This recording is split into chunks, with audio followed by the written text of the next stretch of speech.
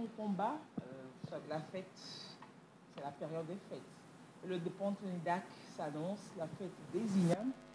C'est une fête partagée par les peuples Bassar et Concomba, vous savez, qui se célèbrent en alternance chaque année.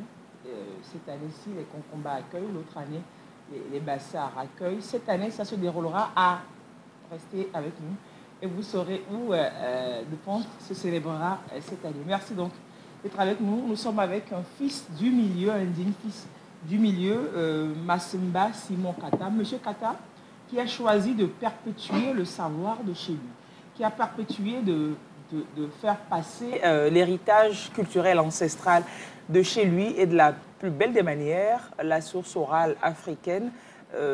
Elle peut vite mourir et on sait qu'elle meurt vite. Il a écrit donc la genèse de toutes choses, c'est son recueil de contes Concomba, des contes du Togo, pour édifier et pour éduquer les enfants togolais. Merci d'être avec nous ce matin. On découvrira le peuple Concomba, on découvrira l'auteur et puis on rigolera beaucoup aussi. Merci d'être avec nous et bonjour. Si Martin me permet de souffler, je soufflerai pour aller m'asseoir. Mais si Martin ne me permet pas de souffler, je ne soufflerai point, mais je m'asserai quand même. Et je dirais, ok, super, cool.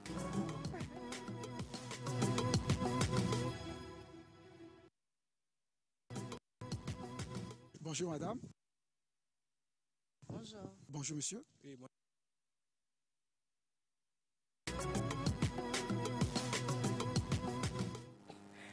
Oui, Martin voulait nous faire perdre une minute, la minute perdue, mais bon, c'est comme tu veux. Hein. Mais comme on est de retour, moi, je suis en train de vous parler, j'ai le regard tourné ailleurs. Toutes mes excuses, chers téléspectateurs. Je suis là, on est là. Je dis bonjour à la bande de ce samedi. Bonjour d'abord au garçon, au seul garde de la basse-cour de ce jour dans la bande. Comment il va, Lionel? Lionel va bien? Ça va. Bon, moi, je vais toujours bien. Je vais toujours bien. Le jour, je vous dirai, je ne fais pas bien. C'est que c'est gâté. Et voyons. Mais je vais bien, je vais super. Comme un poisson dans l'eau. Dans de l'eau bénite. À précision. Ah, tu peux voir. Ça va. Super. Jennifer?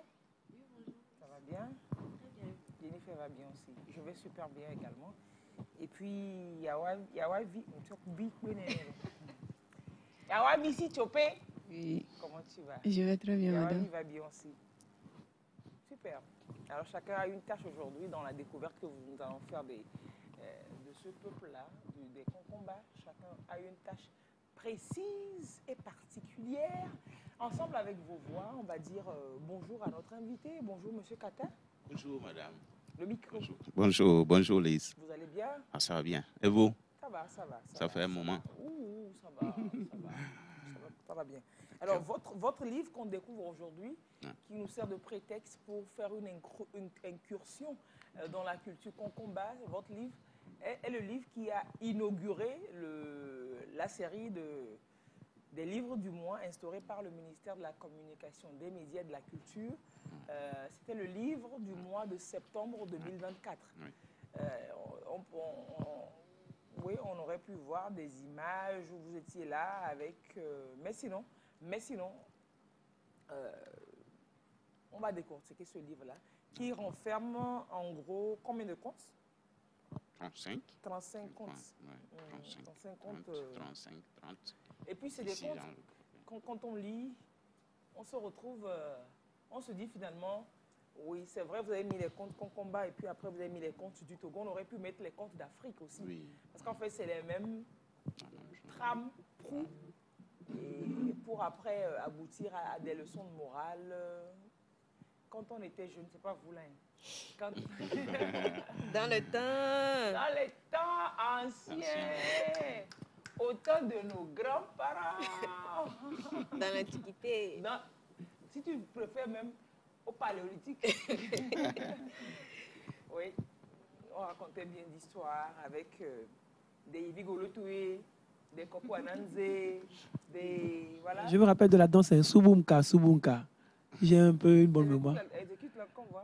Non, je me Qui en a parlé? Comment chantier? Subunka, Subunka, un truc du genre. J'ai une fois lu, ça fait tellement longtemps, hein, comme je suis de l'ancienne école. L'ancien. L'apparence est trompeuse. Il dit l'apparence est trompeuse. Ouais. J'ai une apparence jeune. De la vieille. Mais- Tu as une apparence jeune, Oui, mais en fait, voilà, je suis tu es vieux un dans la- dinosaure. Ouais. À l'ère du précambrien. Exactement. Allez, super, super. Oui, Martin, si on peut souffler avec la minute perdue, on revient, on va vous faire découvrir tout ce dont on a parlé là, la culture, la langue, etc., etc., etc. Et puis l'auteur, et puis on plonge, on va faire une plongée dans le livre, la genèse de toutes choses. À tout de suite.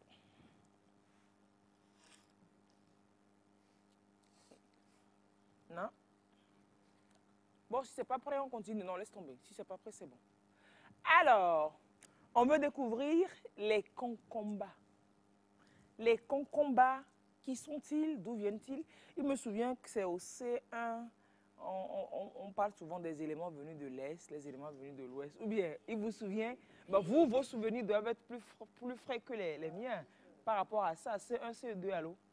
Qu'est-ce que vous... Ça date. Les éléments venus de l'Est. Et on citait le concombat, le roi concombat, tout ça, non? Tout ça, on les citait tous. Mais madame, ça date. Ça date. Ça date. Il faut, là, si vous vous dites ça date, moi je dirais quoi? Bon, t'as dit que c'est ça, quoi. Ça date. Allez, qui sont les concombats? D'où viennent-ils? On les découvre avec Lionel. Allez, merci. Un réel plaisir, encore une fois, de faire quartier avec vous et de vous présenter justement ce peuple concombat. Qui sont-ils réellement et où on peut les retrouver?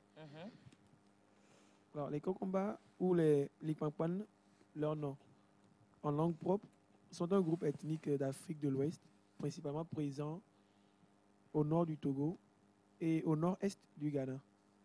Pour dire Donc qu'ils ça sont... fait au nord-ouest du Togo Oui, et au oui, nord-est du Ghana. En fait, c'est un seul peuple qui était là. Oui. Et un matin, le blanc dit conflant de Berlin. Et puis, Tracer il a les frontières. déposé la carte d'Afrique ici sur le truc comme un gâteau. Et puis il a pris et puis dit, Sans notre désormais, avis. vous êtes de ce côté. Donc, vos douches, vos toilettes sont du côté Ghana. Votre chambre et la chambre à coucher et la cour, c'est du côté Togo. La cuisine. Et la alors. cuisine, voilà, c'est comme ça que le blanc, il a scindé. Sinon, c'était les mêmes groupes de peuplades. Et donc, c'est la zone dans laquelle on retrouve les concombats au Togo, ça. Justement, merci à Martin de nous avoir donné les images. Et les Kokomba sont un peuple agriculteur, éleveur, très attaché à leur tradition, leur langue. Le Likmankwan, désolé si je coche un peu le nom. Hein, Non, comment on dit bonjour à l'Ikmankpang? Bonjour à l'époque, Ndopoa. Ndoko. Ndopoa. Attends, c'est la même chose que le Bassa? Oui, oui. En fait, c'est... Je ne sais pas comment c'est arrivé qu'on parle d'ethnie Bassar et Concomba. En fait, c'est le même peuple. Et cet émiettement-là, bon, peut-être que c'est pour... c'est nous qui n'avons pas su construire notre propre histoire, comme les Africains, tous les Africains d'ailleurs. Sinon, c'est le même peuple. Donc, quand on dit concomba, on dit Bassa. Bassar, en fait. Donc, comment on dit bonjour en Bassa, là, c'est comme ça on dit C'est bonjour à comme ça, on dit, concomba. oui. Quand vous voulez... Il n'y a pas de nuance. Il n'y a pas de nuance. C'est la même langue. C'est la même langue. Et c'est la même... Les variations sont plutôt du côté clanique. Donc, vous allez même retrouver des langues concomba et bassa qui sont très, très proches. De la même façon, il y a aussi des langues concomba qui sont... C'est quoi? C'est une variation vraiment très riche. Et donc, c'est un peu... Donc, on dit bonjour, comment vous avez dit? Ndopoa. Ndopoa. C'est ça. Et on répond comme... on La répond à la fia. La fia. Ndopoa, les amis. La FIA. Ndopoa-main. C'est universel. Ben, comme vous êtes nombreux, Ndopoa-main. Oh, le pluriel. Le pluriel. Ndopoa-main. La fille. On ne dit pas la famille, la fia-main, non? C'est à la fia, on dit bien c'est la fia. La fia. La fia. Oh, à la fia. Oui, à la- Les deux, ouais, ça marche. À la hein. fia. C'est la fia, même sous... Mais à la fia, c'est beaucoup plus thème. Hmm. Kabier, Sokodé. Bon, je ne sais pas, je me dis que c'est plutôt là qu'on dit. Il y en a à la fia. Mais la fia et la fia, c'est la fia, c'est Moba. Ouais. La fia, Mauvais. c'est... Je pense Bassa. Tchokosi aussi, un peu Ah, Tchokosi. Bon. Ok, alors, donc, leur langue, C'est- Likmankpang, donc, le Likmankpang, c'est le Bassa et c'est le Concomba. Oui, oui. Super. Et comme vient de préciser l'auteur, justement, ils sont riches dans une culture orale avec des contes, des proverbes, des chants et des danses, comme tout peuple d'ailleurs, Oui. qui a sa Tout richesse. peuple qui se respecte en Afrique. Ouais, naturellement, on se respecte. Ouais.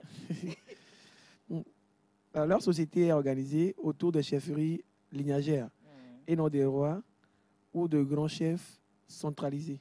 Donc, lignagère, c'est-à-dire C'est-à-dire, en français facile? oui, pour une lignée, quand une lignée à la chefferie, c'est-à-dire que ça dépend de cette lignée-là, de garder la chefferie jusqu'à qu'on aille quoi.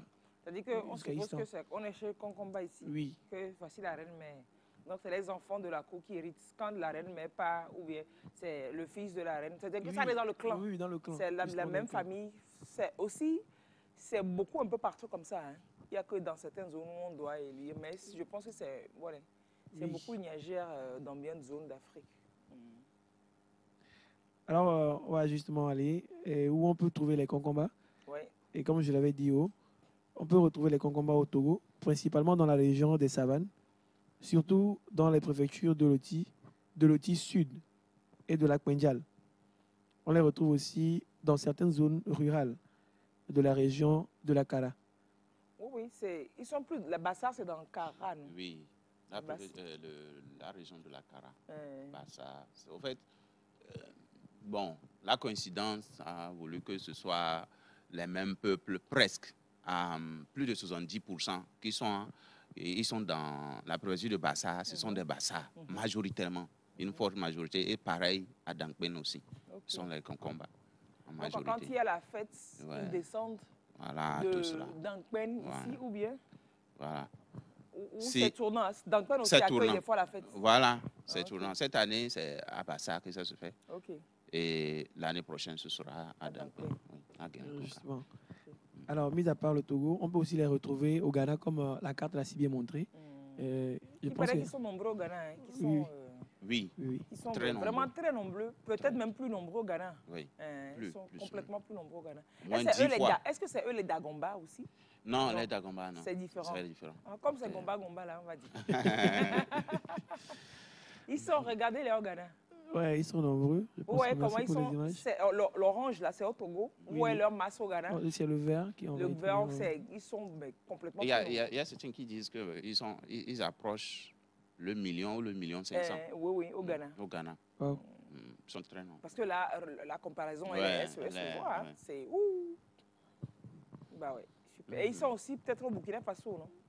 Oui, Ou bien au montant Bénin, un je sais tout pas. petit peu. Donc, pour le Ghana, ils sont nombreux dans la région du Nord, en particulier dans les districts de Saboba, Chereponi et Yendi. On les retrouve aussi dans la région de Loti, depuis de nouvelles délimitations régionales. Et justement, parler des nouvelles délimitations régionales, on fera référence voilà, La à conférence de Berlin, où on a dû tracer les choses sans notre avis. Traçons seulement.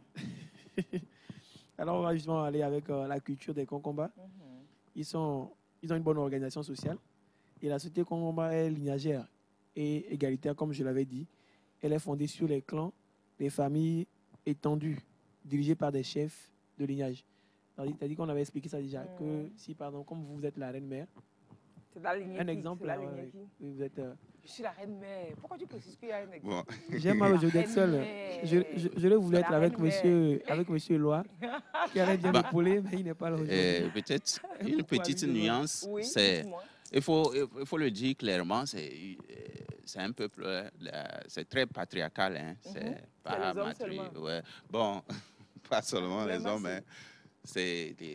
La société s'organise autour du vieux, Onunkpel, le sage. On l'appelle comment? Onunkpel. Unungpel. Ouais, Onunkpel, c'est le vieux, ça. C'est Donc, Jean Togbe. oui, Togbe, c'est des gens. Unungpel. Donc, en fait, c'est toutes les valeurs du clan se retrouvent autour de lui. Et c'est lui.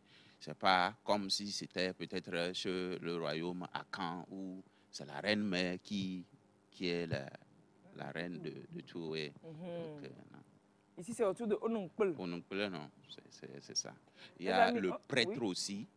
Unungpel, c'est genre le vieux de la maison. Ouais. Ou bien c'est le roi. Au fait, c'est Ancien. comme il a dit, comme c'est clanique. Onunkpele, on comprend, on sous-entend que c'est celui qui coiffe. Ok. Donc, ça a des niveaux, à des degrés. Non, il y a différents. Oh, non, bleu. Bon, il y a différence. Il y a une petite différence, une nuance. Ok. Et voilà, parlant de Onlekwe, c'est précisé ici que c'est l'ancien ou les anciens qui dirigent. Et pas de roi ou chef centralisé traditionnellement. Chaque clan est autonome. C'est vrai? Oui. Ouais. D'une certaine façon. Ça, c'est l'histoire que nous avons, ou bien ce que nous avons fait comme remarque, l'étude anthropologique, sociologique, ethnologique qui a pu... Même peut-être... je ne sais pas si on peut en discuter, parce que si on voit tous les peuples d'Afrique de l'Ouest, et principalement au Togo, c'est des immigrés, c'est des peuples, c'est des fugitifs au fait, quoi. C'est comme si c'était... la guerre, ou alors ou bien ils cherchaient des meilleures terres pour cultiver. Et donc, quand les gens arrivent, c'est un peu comme quand les Blancs, les Occidentaux sont allés créer les États-Unis d'Amérique. Ils sont arrivés, chacun était dans son agenda, dans sa ferme. Et à un moment donné, puisqu'il n'y a pas eu d'autres facteurs externes qui sont venus les bousculer, donc ils ont fini par se constituer. Donc, cette étude qui dit, par exemple, que les peuples étaient juste des clans et chaque clan était autonome, moi, que ce soit Konkomba, Evé, Kabié, ou quoi, moi, je n'adhère pas très bien à cette... Est-ce que dans la pratique, c'est autrement? Dans la pratique, je pense que si on remonte dans l'histoire, dans un passé lointain, ces peuples-là avaient forcément un chef suprême. Un roi. Et si pour le savoir, il faut aller étudier un peu l'histoire du Burkina Faso.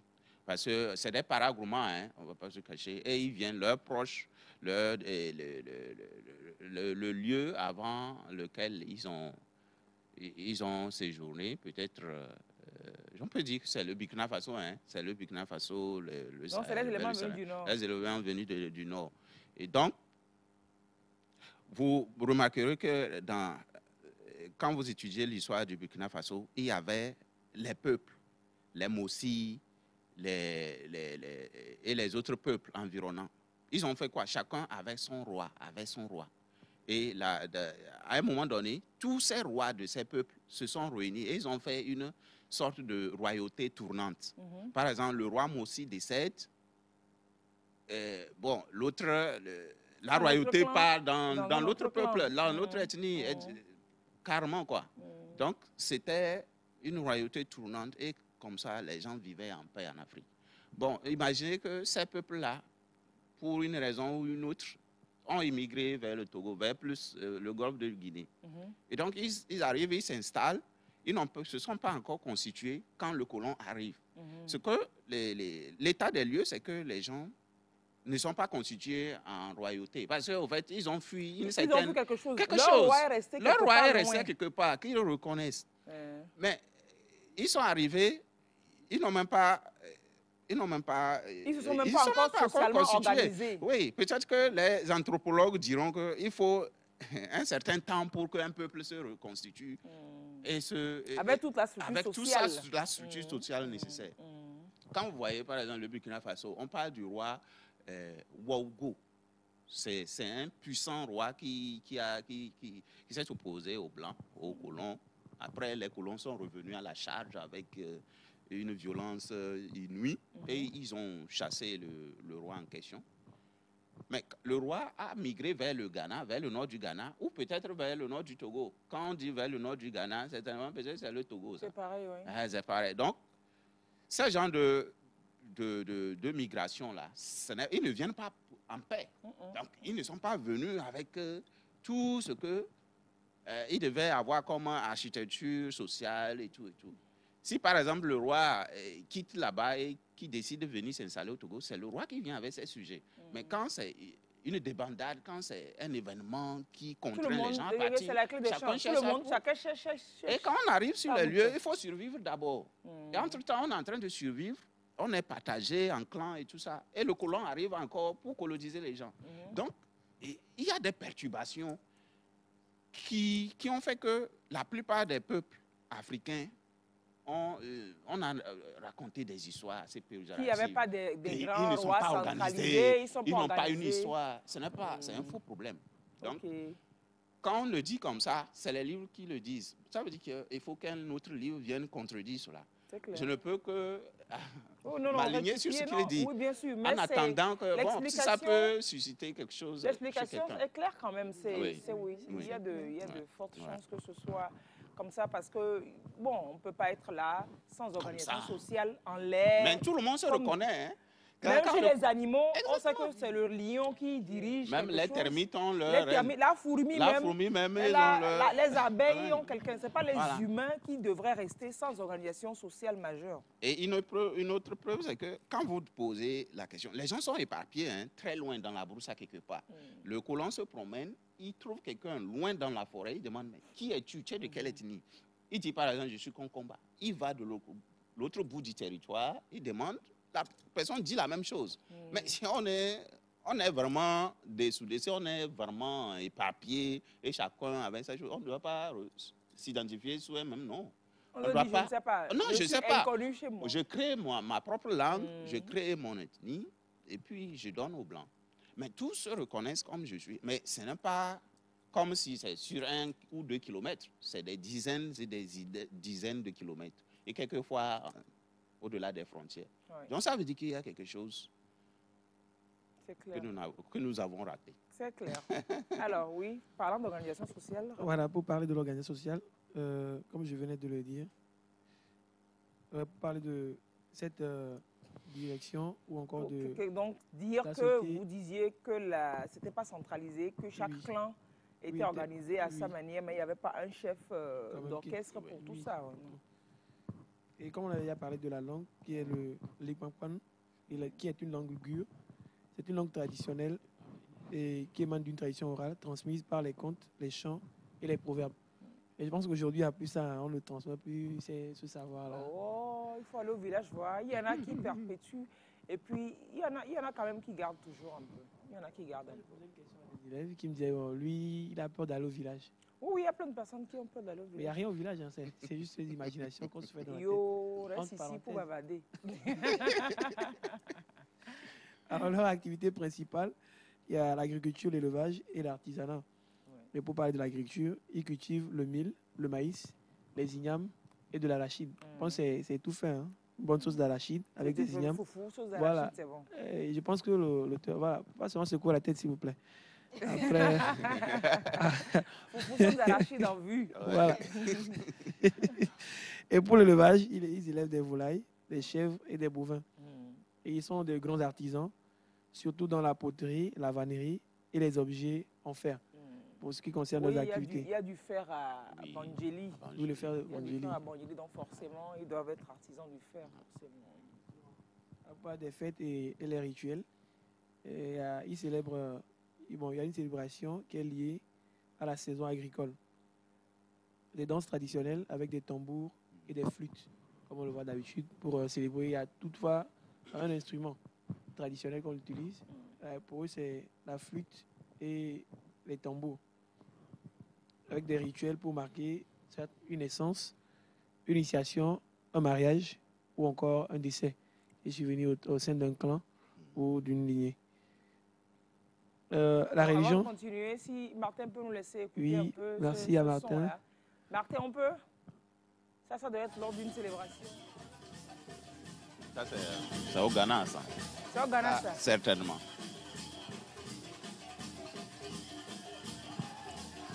Mais les sons se retrouvent. Hein. Là, c'est le table de Oui, oui. C'est bon. C'est peut-être la danse qui change. Ouais.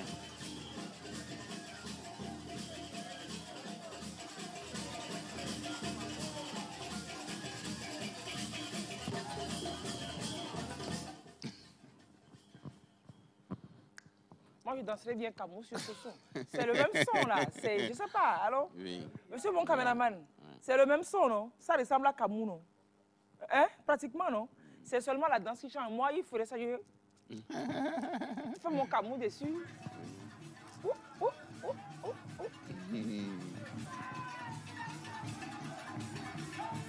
Maintenant, qu'est-ce qui différencie le Kamou de ce que j'entends là? Comment on appelle ça déjà? Knachum. Knachum, oui. Knachum. Oui. Knachum, là, c'est... En fait, c'est... Je ne sais pas si je peux le dire comme ça. C'est littéralement, moi, je comprends ça comme la danse du bœuf. La danse du bœuf? Oui, la danse du bœuf. C'est, comme il a dit tantôt, c'est un peuple éleveur, agriculteur. Et le bœuf est la pièce maîtresse de leur l'élevage. Donc, cette danse-là, c'est la danse Kinachum, la danse du bœuf. Vous allez voir que il y a d'autres scènes que vous allez remarquer peut-être. Il y a des cornes de bœuf sur la tête, les chapeaux en cornes de bœuf là, oui, bien sûr. C'est la danse du bœuf. Et le bœuf symbolise la richesse aussi. Donc, quand il y a le bœuf, il y a les cornes, et il y a aussi les coris. Il y a les coris. Les coris, c'est des signes de richesse pour les Africains. Donc, ce que vous avez, comme vous tantôt? c'est un signe de richesse. Vous disiez quoi? Oh, mais il sait que je suis prédestiné à prédestiné à un grand destin. Donc, c'est ça aussi, c'est le culte du Le chapeau là, je souffrais de ma richesse, souffrais. Le chapeau en corne de bœuf et de coris là, j'en ai. Oui. Je l'aurais pour mon Kenya, c'est ça que j'aurais porté aujourd'hui. De grandes cornes et puis avec des coris dessous. Et donc, ma folle là. Et donc, c'est pour faire un peu la nuance. Si vous voyez, ça c'est la danse du bœuf, n'est-ce pas? Je le disais tantôt. Et c'est la caste peut-être des agriculteurs, éleveurs. Et ça, c'est qui font cette danse-là. Oui, ce sont des signes extérieurs de agriculteurs, éleveurs. Mais si vous prenez par exemple Tebol, la danse du feu. Tebol, la danse du feu par exemple, ça c'est la caste des forgerons. Et ce qu'on fait comme danse, on met en exergue tout ce qui est fer, feu. C'est les deux, le feu, le fer. La maîtrise du feu, la maîtrise du fer. Non, les concombats aussi dansent Tebol. Dans Tebol, c'est pareil. Est-ce que Tebol, c'est Teban chez nous, au fait? Ça veut dire quoi? Teban, c'est la danse. Teban, c'est ce qu'on... Quelquefois, on peut cesser de jouer et puis on danse à la ligne. Individuellement, chacun fait sa prestation. Il y a des mots solo, quoi. Solo. Oui, je ne sais pas si on était... Je ne sais pas si... Est-ce qu'on a des démos solo pour voir des tic-bang? Et c'est dans le feu aussi, bien non? Non, ça, c'est pas dans le feu. C'est pas comme si la caste des agriculteurs ne peut pas faire, par exemple, la danse des forgerons. Parce que c'est la maîtrise du feu. Ça ne veut pas dire qu'ils ne maîtrisent pas le feu. Ils maîtrisent le feu. Parce que moi, il y a un aîné qui m'a dit en tout temps que ce qu'on fait au niveau de Tebol, en tout temps aussi, lui, quand il était jeune, on l'avait initié à une pratique où il peut faire une combinaison de poudre et autres là. Il se passe sur la main et il peut mettre sa main là dans le feu comme ça. Et ça ne va pas lui brûler. Et tout ça, ces choses-là, bon, je ne sais pas si ça existe encore. C'est des secrets. Comme ça, tout le monde met ça, il n'y aura plus d'incendie. On met les choses. Il y a incendie, vous sortez vivant de là. Non, mais c'est vaccin anti-incendie, ça. Si les Blancs avaient cette formule, ils auraient fait vaccin anti-incendie. Claire. Est-ce qu'on peut initier un étranger à ça et puis ça peut marcher? Non, je demande seulement. Ah, ben, s'il faut. Bon, peut-être que c'est un couvent et c'est ceux-là qui sont initiés qui pourront vous rendre. Il va séjourner dans un couvent jusqu'à devenir vraiment... Peut-être vous sortez, vous n'allez plus être vous en tant que ce que vous étiez. Vous de chez vous. Vous de chez vous. En tant que vous de chez vous. Vous serez vous d'Antoine ou bien vous de Concomba. Je vais quand même pratiquer les valas, c'est mieux. Là, il n'y a pas couvent ou bien. Pour montrer quelque chose à ma belle famille. Ma future belle famille. Voilà. Déclaration d'amour en direct. Nous les célibataires, on a pêché sur terre. On a tort. Alors, donc, globalement, il y a Tebol chez vous aussi qui s'appelle Teban. Et donc, c'est des fêtes, les danses, c'est fonction de la caste. C'est une caste, non? Oui. Voilà, donc là, oui. Donc, c'est la caste des agriculteurs et autres qui célèbrent, qui dansent comme ça. Et la caste des forgerons, ils font la danse du feu. Ok, d'accord. You may continue, Vous ne lirez pas ça quelque part. Hein? Oui, c'est la mon pratique. analyse, Okay. ma recherche, quand je lis et quand j'observe, c'est ce que j'ai pu identifier. Et quand vous voyez, par exemple, les Bassars appellent les Konkomba Boumouatib. Boumouatib, ça veut dire c'est les gens qui sont proches du fleuve. C'est une situation géographique. Ce n'est pas comme si c'était une ethnie. Ce nom Boumouatib, là, aucun autre peuple ne sait que c'est comme ça les Bassars appellent les Konkomba Boumouatib. Ça n'apparaît nulle part. À part entre vous, à part avoir fait l'expérience de la zone. Peut-être quelqu'un qui est venu faire l'étude. Donc, vous comprenez qu'on ne peut que... Voilà. Les gens du sud, les gens du nord, les gens du proche du fleuve et tout ça. C'est ça. Super. Ah, c'est les chapeaux dont on parle là, ça. Voilà. Oh, j'ai ce chapeau. Moi qui ai 2 matin. Comme ça, vous auriez évalué mon poids et ma puissance, ma richesse fortunale. À l'université de Kara, certainement. Oui. On nous fuse ici. Hein. Alors, pour parler des croyances traditionnelles, ils sont un peu d'une religion animiste et ancestrale, voilà, qui honore un culte aux ancêtres, aux esprits protecteurs du clan. La vénération de divinités reliées à la nature, aux eaux, aux arbres, au feu, oui, et aussi aux pierres, pour n'en citer que ceux. Et pour parler des figures religieuses et les prêtres traditionnels appelés pour les sacrifices et les divinations, pour les soins spirituels, quand quelqu'un est peut-être atteint d'une maladie, et il faut que ces prêtres traditionnels puissent intervenir, que ça puisse passer. Les ancêtres défunts qui sont consultés pour certains rituels. Pour la divination, beaucoup. Oui. Il y a aussi le christianisme et l'islam. Et c'est depuis le XXe siècle, à ce que j'ai comme information, que la présence d'une croissance de chrétiens, catholiques, protestants et évangéliques. Et aussi, il y a une minorité de musulmans qui existe surtout dans la zone frontalière. Et beaucoup aussi pratiquent un syncrétisme, qui est une association des rites. Dans toutes les zones, dans toutes les communautés, oui. Voilà. Et pour parler encore plus loin, on va juste parler des fêtes traditionnelles et mythes fondateurs chez les Konkomba. Je pense que je vais devoir développer ce mythe traditionnel. On va finir par le mythe puisqu'on va parler on parle de contes de légende et de mythes. Alors, fête traditionnelle, on a parlé de Tbol qui se célèbre entre eux et quoi d'autre? À part le Tbol, il y a le Limpangpangde qui est une journée consacrée à la langue Konkomba. Je pense que quand on parle de Limpangpangde, c'est plus axé sur ceux qui sont au Ghana. Ouais. Oui, parce que le D, c'est en anglais. Oui. Voilà, qui a un but de valoriser la langue et la culture Konkomba. Je pense que si toutes les cultures, tous les clans... On va avoir un D. Oui. T'as bien D. Oui, mon Béné a voulu D. D. Au Béné a voulu D. Alors, comme activité, il y a les danses traditionnelles, comme le Kinanchu, comme il venait de le dire. Et il y a la poésie orale, les contes, les discours en Limpangpang. Donc, d'où la promotion de cette langue et la présentation des plats traditionnels, les habits et les objets. Les plats traditionnels, quels sont les menus phares chez vous? Bon, foufou, sauce d'igname, d'accord. Ouais. Ça, c'est une évidence. Mais sinon... ce qu'on appelle aussi wasawasa. Oui, bien sûr. C'est le couscous d'igname, non? Oui. La tête d'igname, wasawasa. Oui. Vous connaissez? Zéro. Elles sont jeunes. La nourriture n'a pas rien à voir avec jeunesse. On en vend ici. Il y en a. Aujourd'hui, même les jeunes entrepreneurs en font en conditionné déjà. Le wasawasa, c'est comme du couscous. Oui, mais fait à base d'igname. Et tebeta aussi, on est souvent, je crois. Je me rappelle aussi, quand j'étais petit, nous on appelle ça yinchap.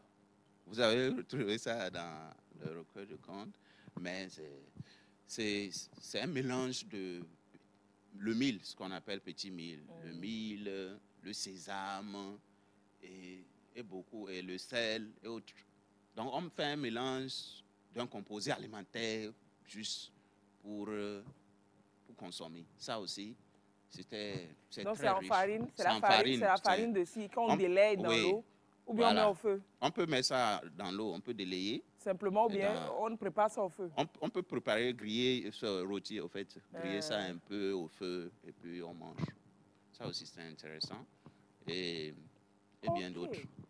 comme je ne suis pas un spécialiste de la culinaire, donc... ça se fait voir.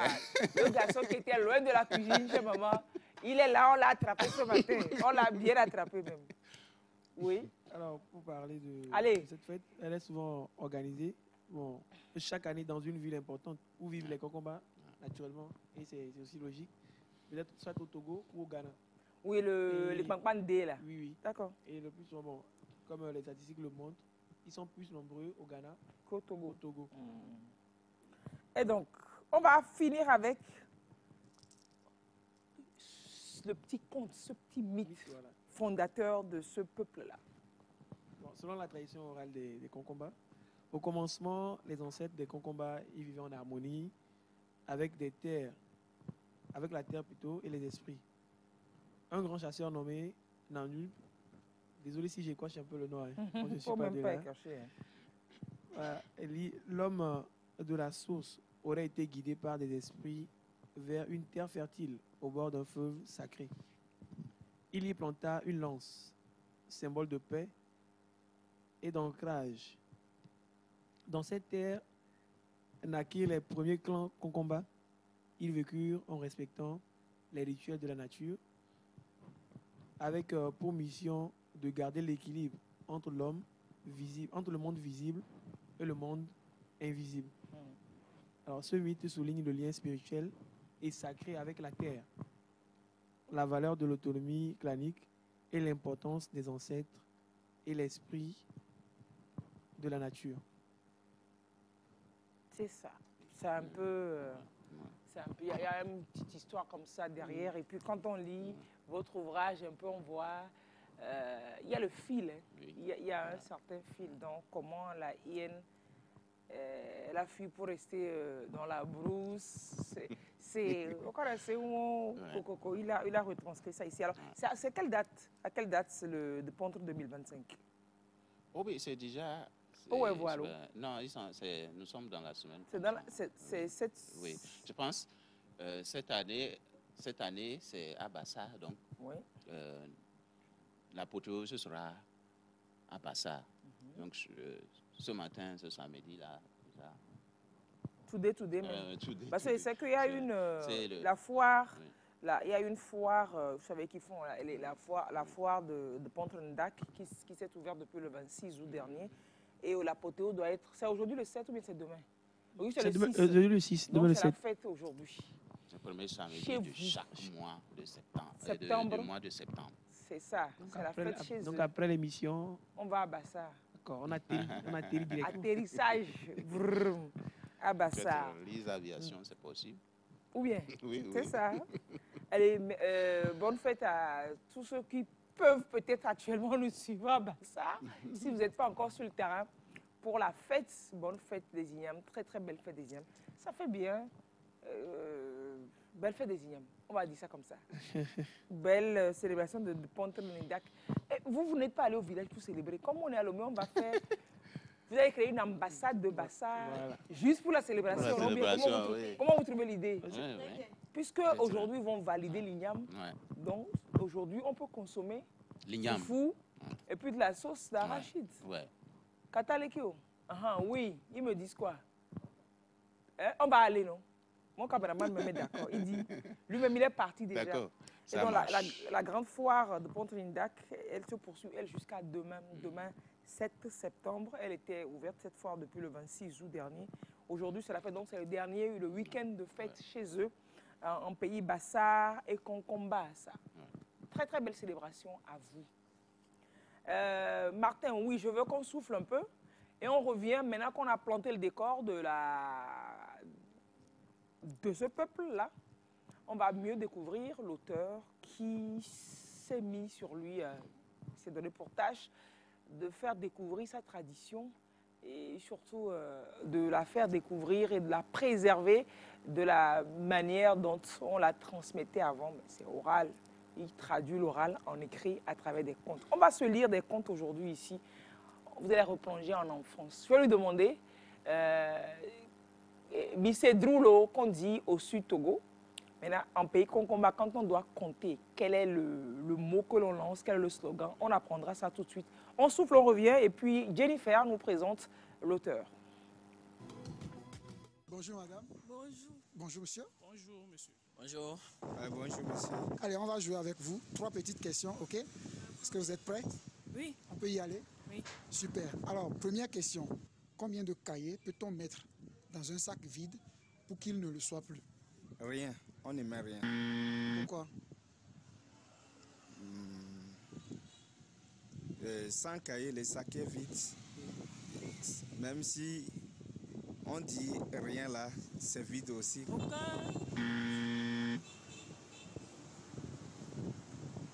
quoi? cahier. Aucun cahier. Pourquoi? Puisqu'on veut que le sac soit vide. Non, c'est pas ça ma question. Réécoutez la question. Combien de cahiers peut-on mettre dans un sac vide pour que le sac ne le soit plus?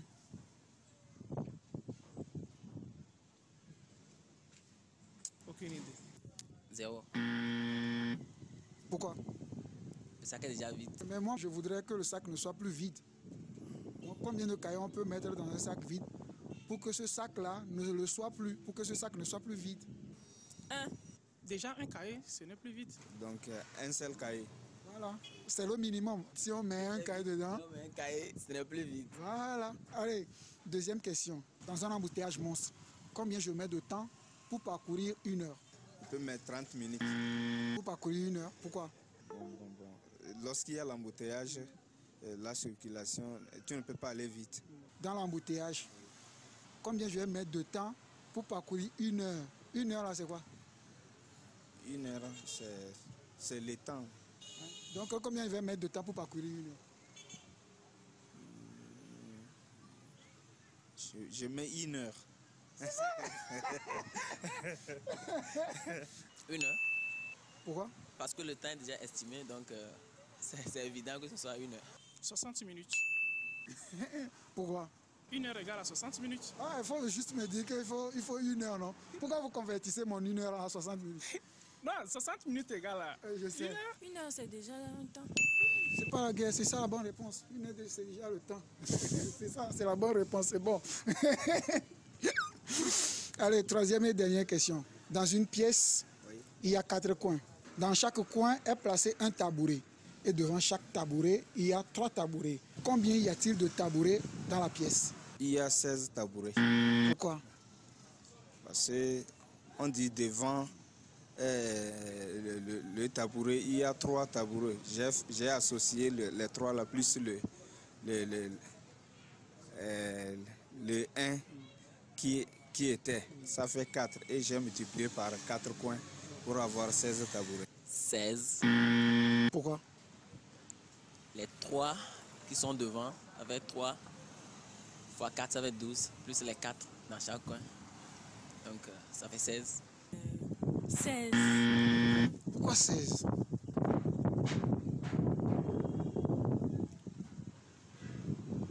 Parce que on a 4 coins. Donc, si on a 4 coins, on a en même temps 4 tabourets dans chaque coin. Donc, 4 fois 4, ça fait 16. 16 tabourets. Pourquoi 16? Je fais 4 fois 4, ça fait 16. Parce qu'il y a déjà un tabouret et devant ce tabouret, il y a 3 encore. Donc dans chaque coin, il doit y avoir 4 tabourets. Donc je fais 4 fois 4, ça fait 16. Mais je n'ai pas dit que devant chaque tabouret, il y a 3 autres tabourets. Je n'ai pas dit ça. J'ai dit devant chaque tabouret, Oui. il y a 3 tabourets. Devant, Chaque tabouret, oui. il y a 3 tabourets. Oui. Donc, combien de tabourets on a dans la pièce?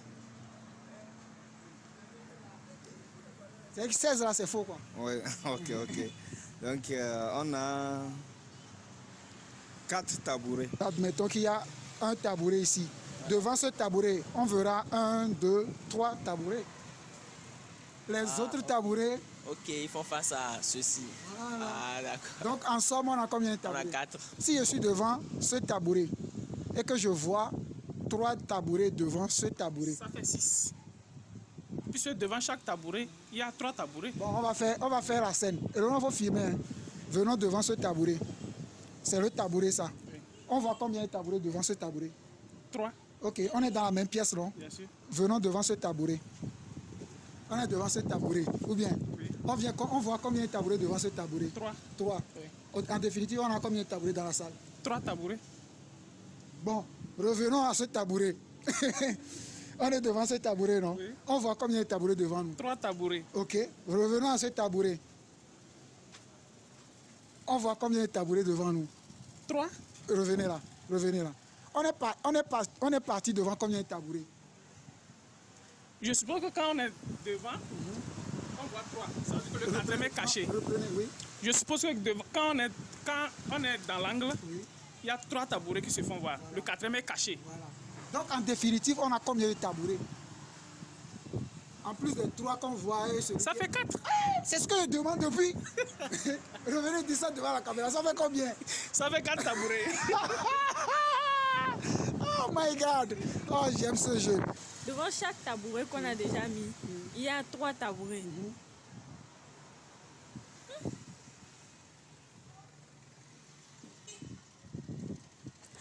Oh! Hein? C'est quoi? Il y a 4 tabourets. Mais si! Il y a 4 tabourets. Comment vous êtes arrivé à 4? Parce que, bon, si nous sommes dans ce coin, on voit 3 tabourets dans les autres coins. Il y a 4 tabourets. Malheureusement, vous avez... Allez, merci beaucoup. Pas de quoi. Bonne journée. Merci. Bienvenue, Wezon. Il y a des gens qui sont partis très loin. On va leur souhaiter la bienvenue. Miawezon. Merci à vous qui avez trouvé 16 tabourets. Et pas de ces commentaires là, ou bien de ces questions-là, quand vous me voyez en route, passez-moi. Et puis, merci à... Non, mais l'autre qui justifiait que... Non, mais si on va ici... Il était convaincu. Non, il essaie de convaincre quoi, qu'il a raison. Convaincu même, c'est petit. 16. Mais après, il s'est dit, ok, d'accord. C'est des questions pièges. C'est ça, le cerveau, il capte que ce qu'il veut capter rapidement. Lui-même, si on n'est pas vigilant, on pense que c'est l'information principale. Combien de temps je prends pour parcourir une heure? Quelqu'un dit 30 minutes, genre. C'est toujours un piège là. C'est toujours le piège. Merci Daniel. Coucou à toi et à toute ta famille. Merci à Éléonore également. Et merci à tous les amis qui se prêtent au jeu quand les caméras de l'Bala circulent pour vous coller pour la minute perdue. Super. Merci à tous ceux qui nous envoient de gentils messages. Voilà, oui. Les jolis masques Bassar, on en avait à la maison. Mon grand frère avait enseigné à Guérenkouka. Super. Ok. Jolie flèche Bassar également au Pays des Forgerons. Merci, bisous. On vous embrasse également. Merci à tous les téléspectateurs. Oui, oui, ça me rappelle de très beaux souvenirs à Bassar. Cerveau, Bazin, est-ce que tu y es?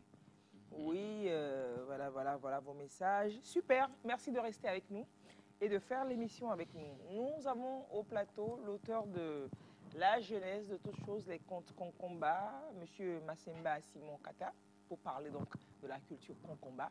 Et puisqu'il veut préserver cette culture et cette traditions, il a consigné dans ce recueil de nouvelles pour édifier les jeunes et les moins jeunes également. On va découvrir l'auteur à présent. Hein. On va découvrir qui est Massemba Simon Kata, l'auteur de ce livre-là. Ce matin, Jennifer, you have the floor, please. C'est ça, on dit en cabier facile. Bonjour, chers téléspectateurs. Bonjour le plateau. Et bien, aujourd'hui, on a la chance d'avoir M. Simon Massemba Kata. Eh bien, M. Simon est né le 31 décembre 1990 à Nandouta, dans la préfecture de Damping, au nord-ouest du Togo. M. Simon est un passionné de contes africains, de légendes, d'expériences racontées par les jeunes et par les plus vieux, depuis son jeune âge. Alors, arrivé au lycée, M. Simon décide de transcrire tout ce qu'il a écouté par avant. Les contes, les légendes qui ont nourri son enfance. Donc, M. Simon décide de le retranscrire pour pouvoir que nous aussi, nous ayons à profiter de ce que lui, il a vécu. Voilà.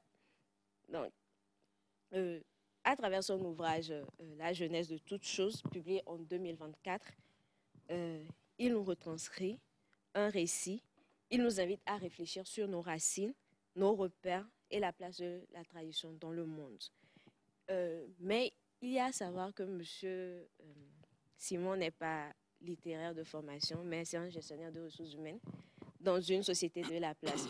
Mais son amour fort pour la littérature l'a amené à nous partager son monde et les contes qu'on combat. Bonjour, M. Simon. Bonjour, madame. Merci pour la présentation. Je vous en prie. J'espère que je vous ai fait honneur. Ah oui, c'est un honneur, vraiment, un grand honneur. Et le livre dont vous parlez, vous avez dit que depuis qu'il était au lycée, oui, il a commencé par écrire. C'est depuis le lycée que vous avez commencé par mettre sur papier ses contes ou bien c'est d'autres ouvrages peut-être en perspective? C'est ça. C'est depuis le lycée, en période de vacances, et tout ça, que j'ai commencé, j'ai transcrit. À la main, j'écrivais à la main, dans un cahier de 200 pages, j'écris conte après conte. Les contes qu'on vous racontait? Oui, oui. Vous avez fait le lycée, vous étiez au village ou bien vous étiez déjà sorti du cadre? J'étais déjà sorti du village. Mais, bon, nous, quand on finit les cours, on retourne au village se ressourcer. C'est toujours comme ça. Okay. On va pour chercher les vivres, l'igname et tout ça. Mais vous avez grandi un peu au village? Oui. J'ai fait le cours primaire au village et le reste, je fais à Cara. Mais vous reveniez souvent? Oui, je revenais toujours. Ce n'est pas possible. C'est ça, là, c'est retour aux sources. On n'est pas déconnecté, on est attaché. Et qui vous racontait, vous, les histoires? C'est pas comme si c'était commandé. C'est la société qui le faisait. Et c'était la soirée de retour du champ, autour peut-être de l'arachide, en train de décortiquer ou égrener le maïs. Ou quelquefois, quand on n'a rien à faire et que on ne veut pas se coucher parce que se coucher aussi très tôt, c'est trop. Il n'y a pas de télé. Il n'y a pas de télé. Donc, c'est notre télé. Voilà, on a joué nous-mêmes.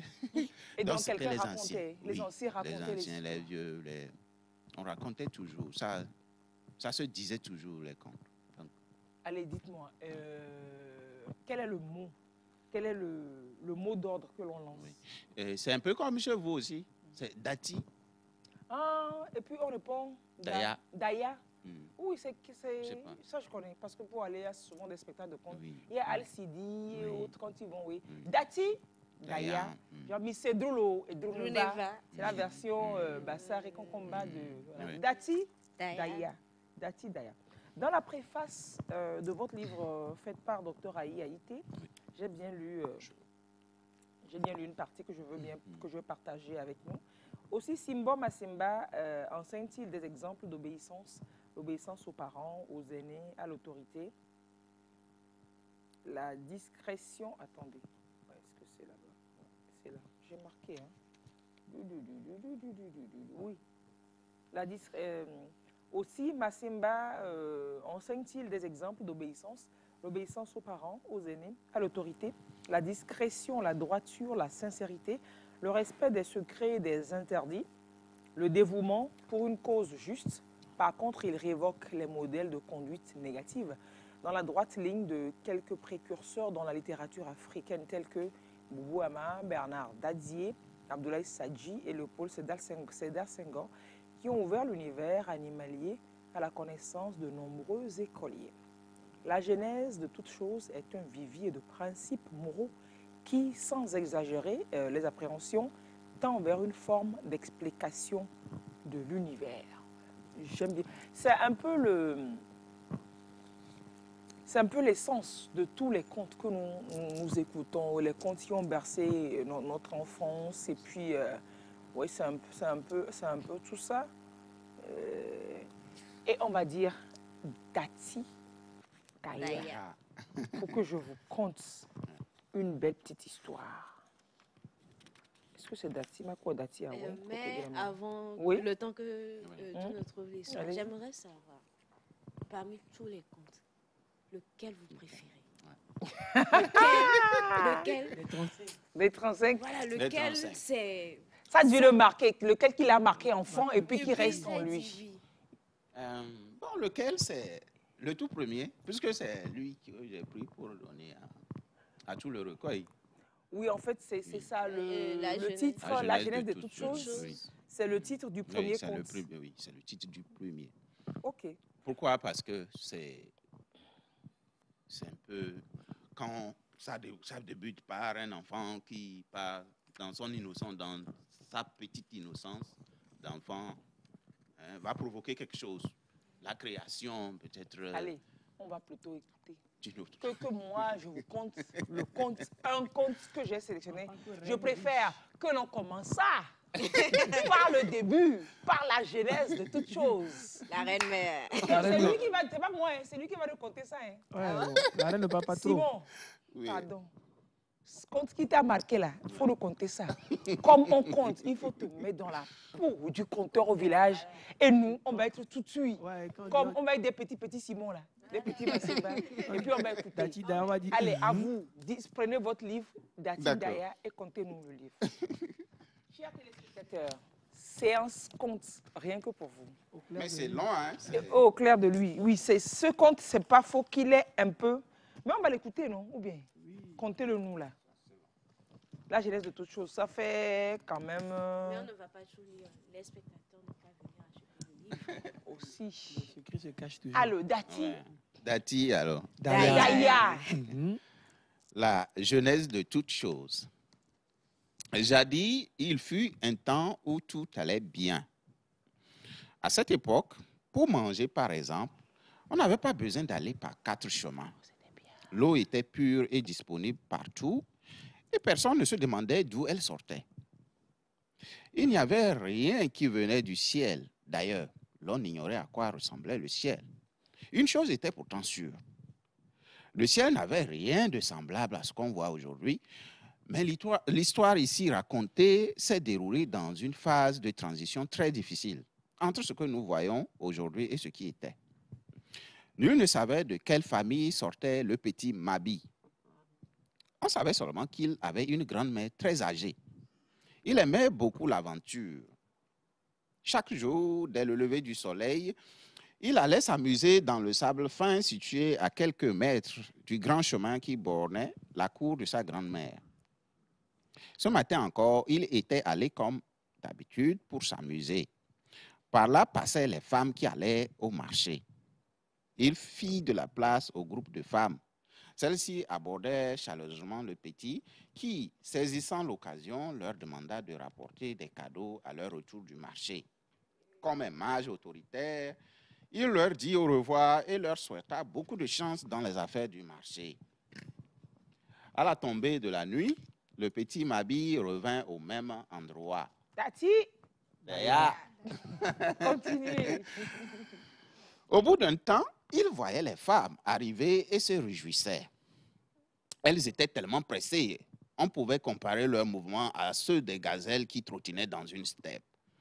Visiblement, elles menaient une course contre la montre, sans pourtant cesser de bavarder.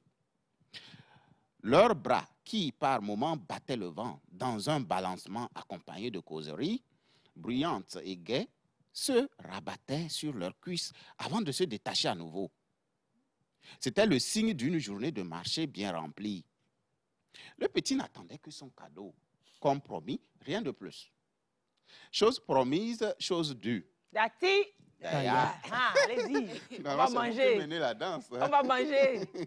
Elle lui offrit un gros cadeau de 1000 bien savoureux. À peine le cadeau reçu, il se précipita vers sa grand-mère et le lui tendit. C'est un gâteau, hein? Ouais. Celle-ci reçut le cadeau, le scruta et le posa à son tour dans la calebasse, attendant que Mabi le reprenne après.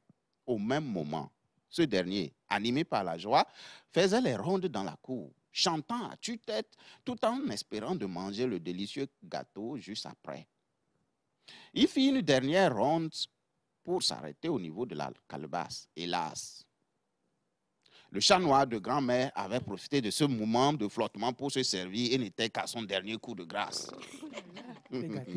Une déception mêlée de la colère lui parcourut tout le corps. Il pleura toute la nuit. Le lendemain, il n'avait toujours pas oublié son gâteau. Le joyeux enfant était défiguré par la tristesse. En guise de réparation, la vieille délaya de la farine de mil, le repas dont je parlais tantôt, dans de l'eau salée et le lui remit.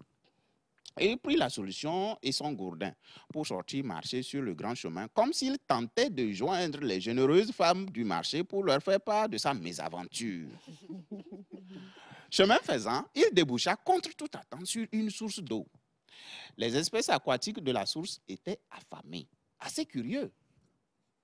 On pouvait remarquer que les poissons affamés avaient les bouches entrouvertes pour capturer les moindres miettes de feuilles mortes ou d'insectes qu'ils ne trouvaient même pas. La source, croyant faire la rencontre d'un généreux garçon, lui demanda de sa farine pour sauver sa population. Le petit refusa, mais ne se retira pourtant pas. Il observait avec curiosité comment la population de la source souffrait. La source le supplia encore et il le refusa de nouveau. Au bout d'un temps, le sol au bord de la source fendit sous ses pieds. L'enfant déstabilisé s'affala et la solution se déversa dans l'eau. La population aquatique s'empressa de dévorer son copieux repas. Très offensé, le petit Mabi se leva. Il réclama sa farine. La source lui offrit en retour une très grosse anguille. Il partit satisfait. Plus au loin, sur son chemin, se trouvait Maître Feu qui avait tout consumé dans ses environs et agonisait. Il n'y avait rien à consumer et il s'éteignait peu à peu. Il supplia le petit pour son poisson et il accepta. Pour lui, c'était une bonne occasion pour cuire son poisson, mais c'était sans compter sur la gourmandise de Maître Feu. Il posa le poisson sur le feu. Le feu bondit sur sa proie et l'embrasa totalement. Au moment de retirer son repas, ce n'était plus possible. Maître Feu s'était fait maître de son repas et menaçait même de s'en prendre à lui. Peu après, Maître Feu finit par tout consumer et se retrouva encore dans l'agonie. Pendant que Mabi réclamait un cadeau en échange, Maître Feu lui donna quelques braises et il partit satisfait. Maintenant qu'il avait creusé un grand écart entre lui et la dépouille de Maître Feu, il déboucha sur un grand domaine. Les occupants des lieux étaient des chercheurs de vivres. Ils avaient travaillé pendant de longues heures. La faim diminua à petits coups leurs ardeurs. Mais rien de ce qu'ils avaient ramassé ne se mangeait cru. Mabi, sans trop se faire prier, leur offrit ses braises qu'il avait en contrepartie d'une promesse. La cuisson fut festive. Très reconnaissant, les paysans lui offrirent de l'igname fumé et il poursuivit son chemin vers l'inconnu. Gati. Au bout d'un long parcours, il rencontra les éleveurs de bœufs qui ont passé de longs mois à faire paître leurs troupeaux. Il leur offrit l'igname fumé, toujours après avoir bien négocié sa contrepartie. Les nomades, ayant malassé l'igname dans le lait, savouraient avec appétit le repas. Maintenant que tout était fini, il lui fallait partir. Il n'était pas question de partir les mains vides. Ses amis aussi n'étaient pas du reste. On lui donna du lait dans une gourde et il poursuivit sa route. Sur son chemin se trouvait une maison. Dans cette maison, une femme avait donné naissance à un bébé. Mais son lait manquait au point de mettre gravement la vie de son bébé en danger. Le petit Mabi compatit là encore à la peine de la femme, totalement dépassée par l'événement.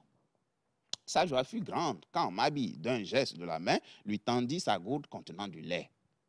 Le bébé avalait le lait bienfaisant. La vie renaissait en lui peu à peu. Il semblait même dire merci à son visiteur à qui il adressait un large sourire. Juste après le repas, le bébé retrouva son énergie et le sommeil le surprit. Pour l'aventurier, le chemin était encore long et il fallait partir.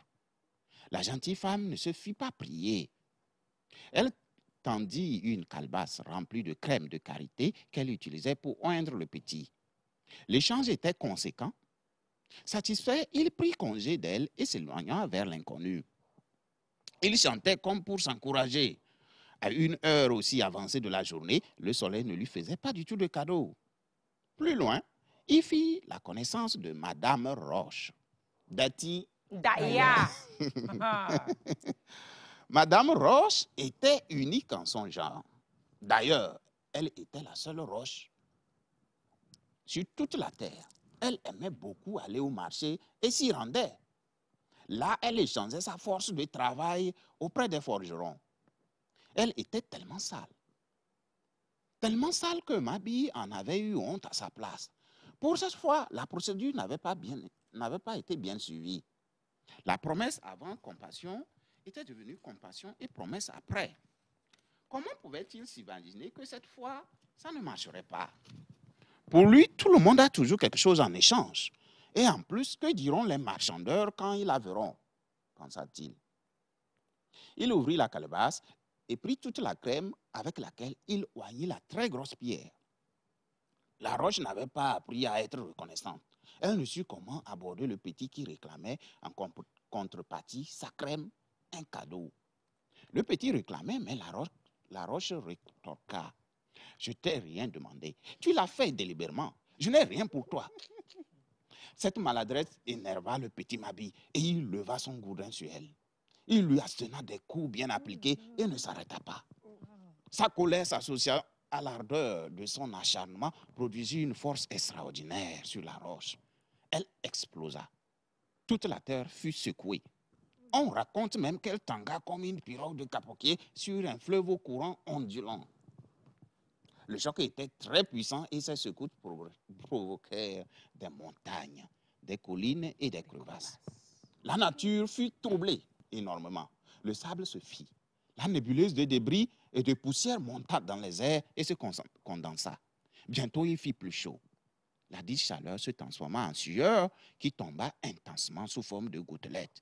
Un cycle saisonnier venait de se créer et se perpétua. Quant aux grosses éclaboussures chaudes de la roche, elles montèrent dans les cieux. Elles s'y fixèrent et rayonnèrent. Aujourd'hui encore, ces éclaboussures sont toujours visibles. Vous n'avez qu'à lever les yeux pour le constater. Levons les yeux pour voir les Il fallait projecteurs. On lève les yeux, on voit justement les projecteurs de la TVT. Donc, c'est ça la genèse de toutes choses. Ouais. C'est cette colère de Dati qui a créé donc les crevasses, les montagnes, les vallées, et puis les étoiles, etc. etc. Oui. Vous vouliez poser une question, je ne sais pas. C'est... Moi, j'allais vous demander, pour vous, c'est quoi la leçon que vous tirez de cette histoire? Il s'est négocié. Le gars s'est négocié. Il s'est négocié. Bah, mais il s'est fait avoir quand même. Oui, il s'est fait avoir. C'est ce que je voulais justement dire. Il s'est bien fait avoir avant de négocier. Ouais. Et aussi, c'est un voyage vis-à-vis de cette histoire. À faire l'achat de ce recueil de contes. Oui. Il est disponible en librairie. Vous pourrez toujours l'avoir. Et puis sur, je crois, Gozem, non? On peut commander. Oui. On peut commander sur Gozem. Oui. Ok, c'est possible. C'est la librairie de Gozem. C'est une très belle histoire avec... Et dire que ce n'est pas que cette histoire, qu'il y en a 35. Il y en a 35. Donc, on dit aujourd'hui de renforcer la proximité avec les parents, avec les enfants. Parents peuvent avoir. Et puis, au lieu d'être devant la télé, à le regarder, vous êtes devant la télé, d'accord? Mais papa est sur son téléphone. Mais la télé, il y a TVT ou bien une 24 sur la télé. Et la télé allumée, papa est sur son téléphone, l'enfant est sur le téléphone, maman est sur sa tablette, etc. Personne. On peut se créer des moments d'intimité comme ça. On éteint la télé, tout le monde sur la terrasse ou dans la cour, ou même au salon, on s'assoit au sol. Et puis, un parent ou bien même un enfant, il partage l'histoire. Il lit, voilà, le soir. Il lit. Et puis, vous donne le cri de guerre. Bisedroula, Biseglilo, et on lit. Et après, on discute, on échange. L'histoire qui a été lue là, qu'est-ce que vous en tirez? Alors les amis, qu'est-ce que vous en tirez? Yahavi, qu'est-ce que tu en tires comme leçon? Bon, au-delà de comprendre à présent, c'est comme ça que la vie a été créée. C'est comme ça que les étoiles sont nées, c'est comme ça que les montagnes sont nées. Au-delà de ça, qu'est-ce que ça te dit? Le conte, qu'est-ce que ça me dit? Quelle leçon tu tires de cela? Ce que j'ai retenu, c'est que le petit Dati, il a donné beaucoup. C'est Mabi. Mabi, il a donné beaucoup Il a donné. Il a un beaucoup. cœur généreux. Oui, il a donné beaucoup et à la fin, il en a reçu grand. Tu vois, non? Il a donné, il donne et puis il reçoit.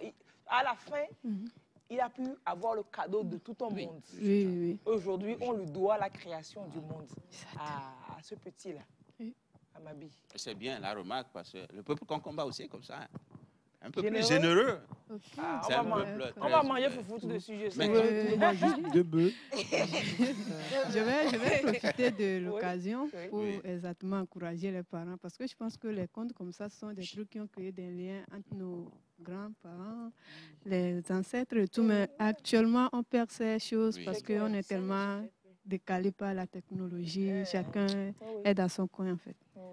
J'encourage les parents à se procurer ce livre et à partager des moments, des moments particuliers avec les enfants. Ah, c'est ça?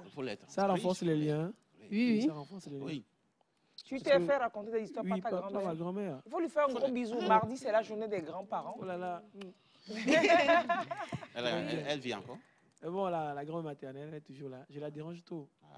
Tu vois, oh Lionel, maman, Non, moi je me rappelle quand on était enfant, 5-6 ans comme ça, c'était notre tante. On allait en vacances chez elle et chaque soir, on était devant, dans la cour, et elle nous racontait des histoires, diverses histoires, toujours. C'était dans l'enfance. Elle est toujours là, mais ça fait longtemps, ça n'a plus été fait, quoi. Ça me rappelle. Oui. Non, il faut ressusciter ça. Ça vous n'êtes plus disponible. Il y a les chasse-mouches. Donc, quand elle était dehors, elle a son chasse-mouche qui est là. C'est pour chasser les moustiques. Et c'est même là que je voyais les tout premiers serpents de mes yeux. On avait même tué un serpent la nuit. Quand on était dans la... Oui, elle était en train de nous raconter une histoire. Heureusement qu'on avait allumé la lumière. Et le serpent est passé. Il faut écouter l'histoire aussi, non? Donc c'est intéressant. Le pauvre serpent. C'est vraiment intéressant. Et bon, on lui a jeté des cailloux, il était mort et puis on l'a jeté. C'est après que j'ai dit, bon, on n'aurait pas dû tuer ce serpent. Peut-être qu'il allait écouter aussi les contes. Et d'habitude, les serpents ne sont pas méchants. Pardon, on ne va pas faire ça. Voilà, quelque chose, ça va pas. On sait plus ça faire comme ça. Pardon, Lionel, il faut l'attraper, voir. Le mal, il est gentil. Il faut l'attraper, il faut se lever, voir. C'est le mal. Il est souvent gentil. Donc, quand le pas ça, on dit attends, je vais t'attraper, voir. Attends, je vais t'attraper, voir si on court ou pas. Donc, tu attrapes, tu soulèves, tu dis ah, je dois courir. Si c'est le mal, vous êtes avec lui, mais c'est un serpent femelle. Laissez ça tranquille. Lionel. Courez. Ah non, en tout cas, je n'ai pas couru. De quoi il parle? Lionel, de quoi il parle en fait, ou bien? De quoi il... C'est un conseil, il faut appliquer. Ah non, je vais tomber sur un peu et puis je vais demander quelle est ta carte d'identité. Ouais. Masculin ou féminin? Alors, vous voyez le résumé derrière le livre, ça dit en fait tout ce qu'on a dit par rapport à la transmission et par rapport à l'évolution, comment on doit tout faire pour perpétuer. Ça, il dit de la façon la plus minime qui soit. Chacun pourra contribuer à construire sa société.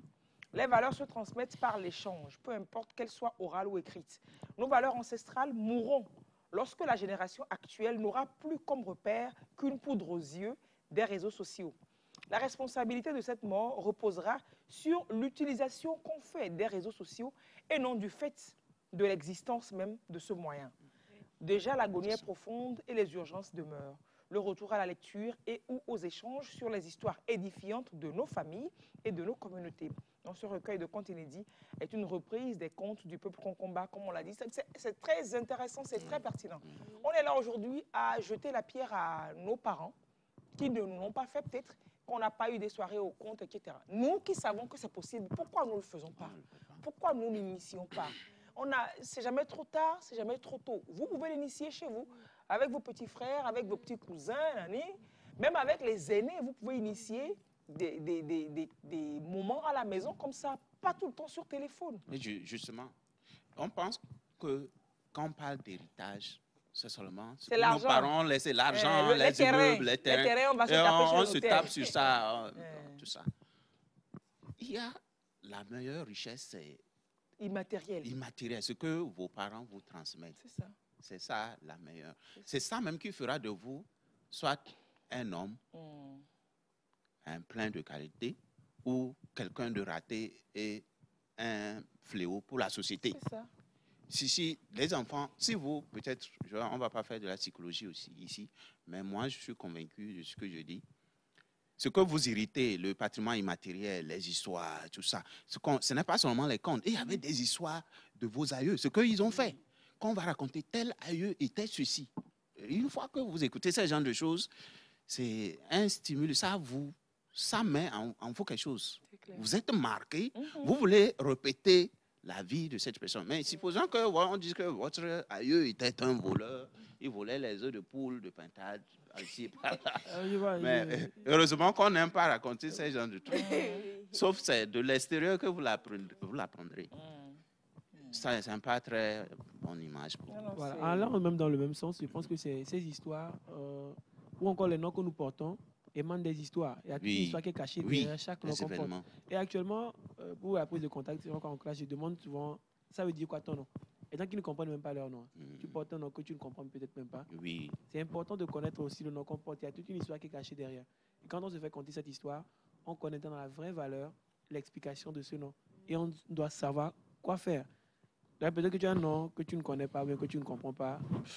Souvent, ces noms-là, oui. Sois curieux, être curieux. Oui, moi je demande d'habitude. Et puis on me dit, oh, bien dans nous gommer. Ah, il faut bien nous gommer. Je demande d'habitude. Il faut bien nous gommer. Et puis il y a des trucs, bon, et c'est très important. Je vais peut-être passer par ce canal pour profiter de dire. Il y a un truc qu'on est en train d'organiser entre jeunes de notre quartier, de faire un truc autour du feu, raconter les histoires, peut-être l'histoire de 2 quartiers autochtones, avec les enfants qui seront autour du feu. On va prendre peut-être les sages. Et on va bien, c'est-à-dire il n'y aura pas de lumière. Et c'est un projet qui arrive. Il faut le maturer rapidement. Oui, pour quand même essayer de remettre les gens dans la peau d'avant. Comment est-ce qu'on comptait les contes au clair de lune et tout ça là. Et dans ces contes-là, il y a les interdits, dans les proverbes, il y a les interdits, les mises en garde et autres. Oui. Voilà, bon. C'est super important. C'est super important. Allez, il y a un autre conte ici qui donne une belle histoire, une belle leçon. Dati Daya Miss Edrulo Edruleva Edruzo avec Yenji Ejeji avec Jevoji Ejeji. De toute façon, vous savourez là. Écoutez ce conte. Le tumulte tourne, et puis boum sur l'hyène. Et puis boum sur le veau. Dati Daya. Une vieille hyène, un peu insensée, se promenait dans la savane. Elle vit un veau fraîchement mis bas et abandonné par sa mère qui, à force de brouter l'herbe, s'était éloigné dangereusement de son petit au point de le perdre. Et puis dans les trucs comme ça, quand on donne une information qui est triste, on dit « Oh ». Le truc dit « Oh ». Et puis quand c'est gay, on dit « Ah ». Donc, je le lis là où c'est perdu, vous direz « Oh ». D'accord.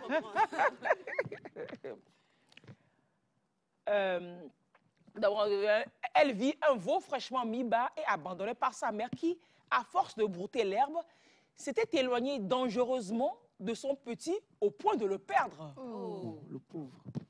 La vieille hyène, ayant aperçu le petit animal, se réjouit. Elle ricana. Tiens, tiens. Voilà un cadeau du ciel. Voyons ce que je vais en faire. Trop sûre d'elle, elle se rapprocha du veau et lui tint un discours d'adieu. Elle dit « Bonjour petit, je vois que tu viens de naître. Voyons, ta chair si tendre et tes os si fragiles. Je pense qu'après t'avoir croqué, je recouvrirai encore mon jeune âge d'antan.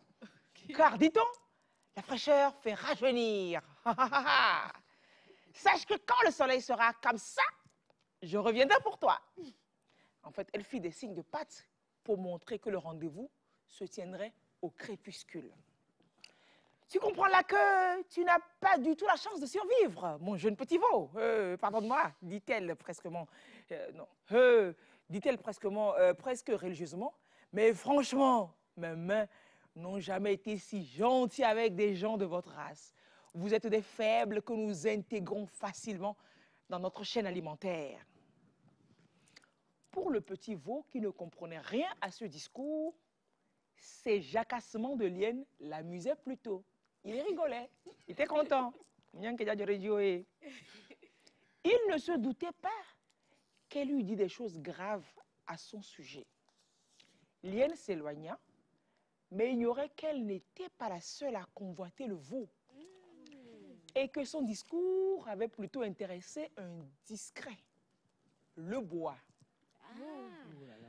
Maître Boa, de loin, avait aussi vu le petit animal et s'approchait discrètement pour l'avaler. Énervé par les propos de Lienne, il se dit en lui-même, « Mais chère Lienne, un peu de retenue quand même. Même si tu sais ce que tu mijotes, tu n'as pas besoin de le rabaisser ainsi. En plus, si toi tu manges le veau, à mon tour, moi, je vais te manger. Oh. Je dois donc attendre que tu manges le veau. Et je te mangerai, mais à cause de tes propos tenus. Il faut que je t'apprenne à rendre la dignité aux autres. » Il prit la place du veau et attendit Lienne. C'est le boa, ça. Wow. Il attendit Lienne à l'heure du rendez-vous, au crépuscule.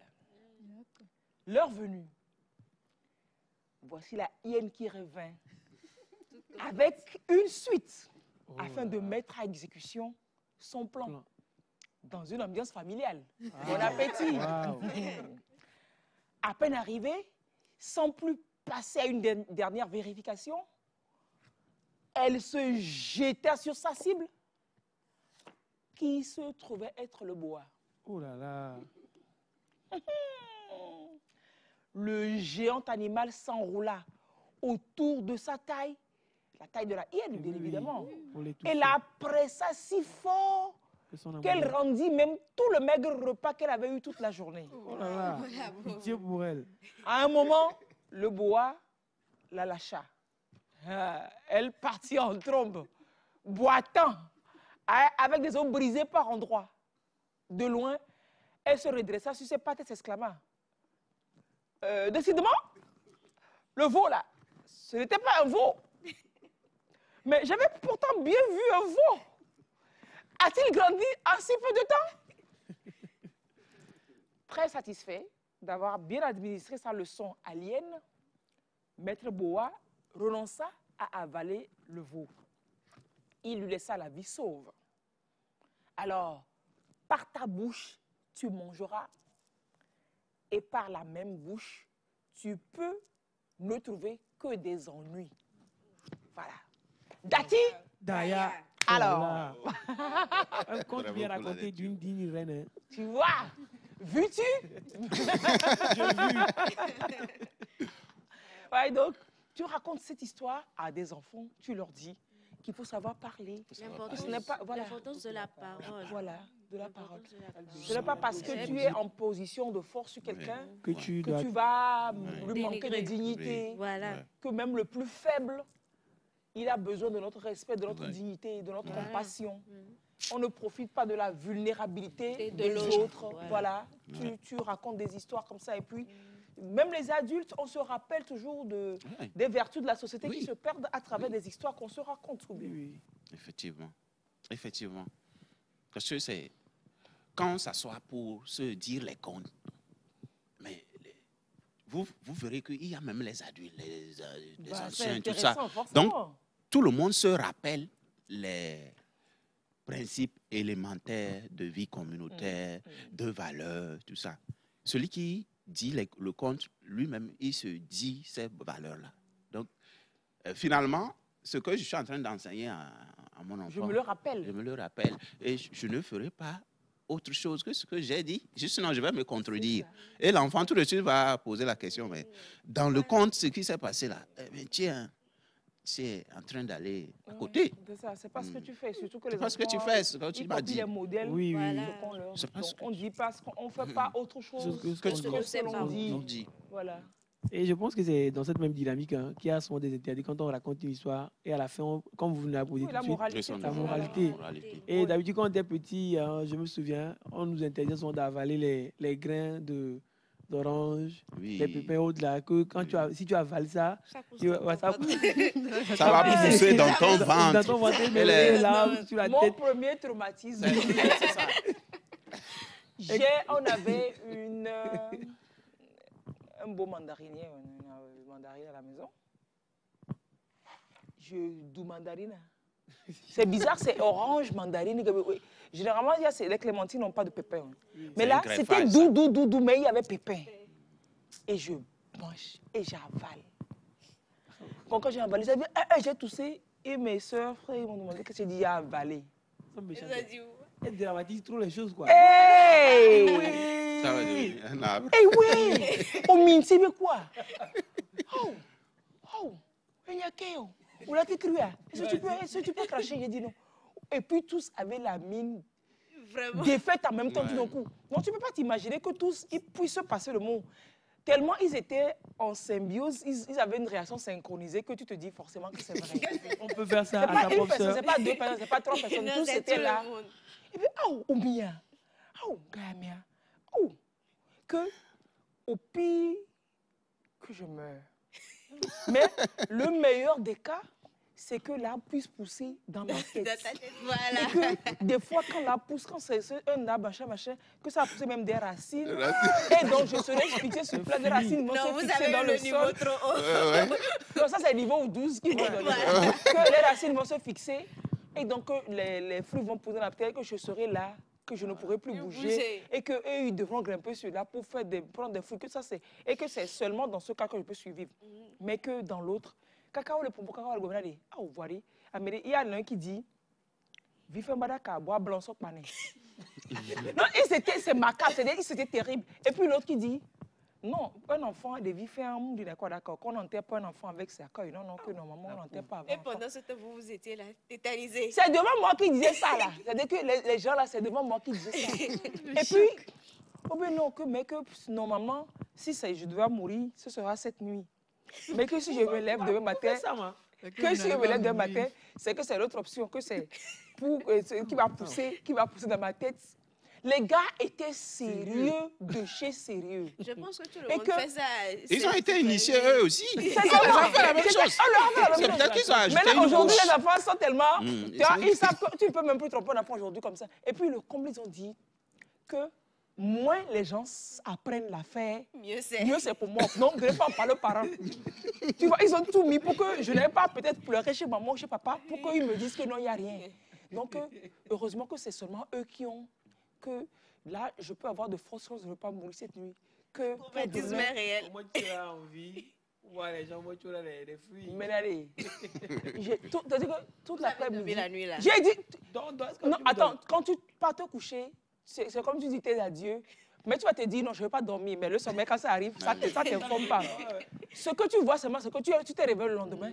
Ah, donc tu es vivant. Non, c'est l'option 2. C'est l'option 2. C'est l'option 2. Mais le truc aussi est que si tu bois beaucoup d'eau, ça va fertiliser, vieux le truc, et que là va vite pousser. L'enfant va avoir soif. Tu vas goûter. Non, vous avez eu beaucoup. C'est de la torture. Si je peux porter plainte, je porterai plainte contre mes frères et mes soeurs qui m'ont fait ça. Et toute la journée là, oui, c'est vrai qu'avec l'âme d'enfant, au bout d'un moment, tu t'amuses. Après, tu oublies, tu t'amuses. Mais après, tu as un gros coup de cul. Tu t'arrêtes, tu dis, ah oui, ça ne marche pas. Et puis quand tu es trop content, ils te disent, ils te l'appellent cela. Que, oui, que, oh, on me le bouta, mais on est. Et non, j'ai vécu ça peut-être une semaine. Non, on l'avait non. Parce que c'est eux qui sont au trou, parce qu'ils te conseillent. Donc, ce n'est pas les ennemis, c'est eux qui soutiennent.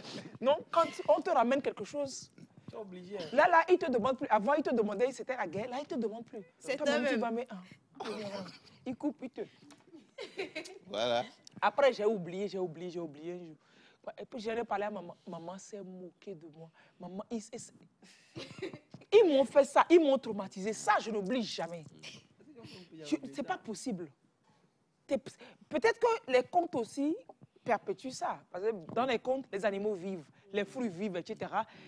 Les scènes comme ça peuvent se passer dans les contes. Avec l'âme d'enfant qu'on a, tu entends les contes, tu écoutes les contes, tu te dis oui, ça peut arriver aussi, ça peut t'arriver aussi. Oui, c'est une brèche aussi vers la superstition. Oui.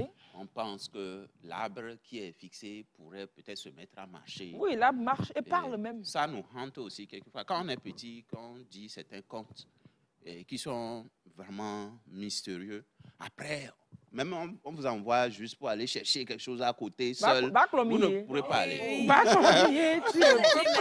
L'imagination est développée. Et donc, ça développe l'imagination de l'enfant aussi. Il imagine des choses pas possibles. C'est peut-être... Et puis, c'est bien pour... Quand on te raconte des contes aussi pour les enfants, c'est bien pour la rédaction. Oui. Quand tu gagnes des mots, bien évidemment, peut-être que c'est en éveillé ou c'est en vernaculaire. Oui. Mais tu as la trame. Quand on te demande de raconte un truc à l'école, tu as le narratif.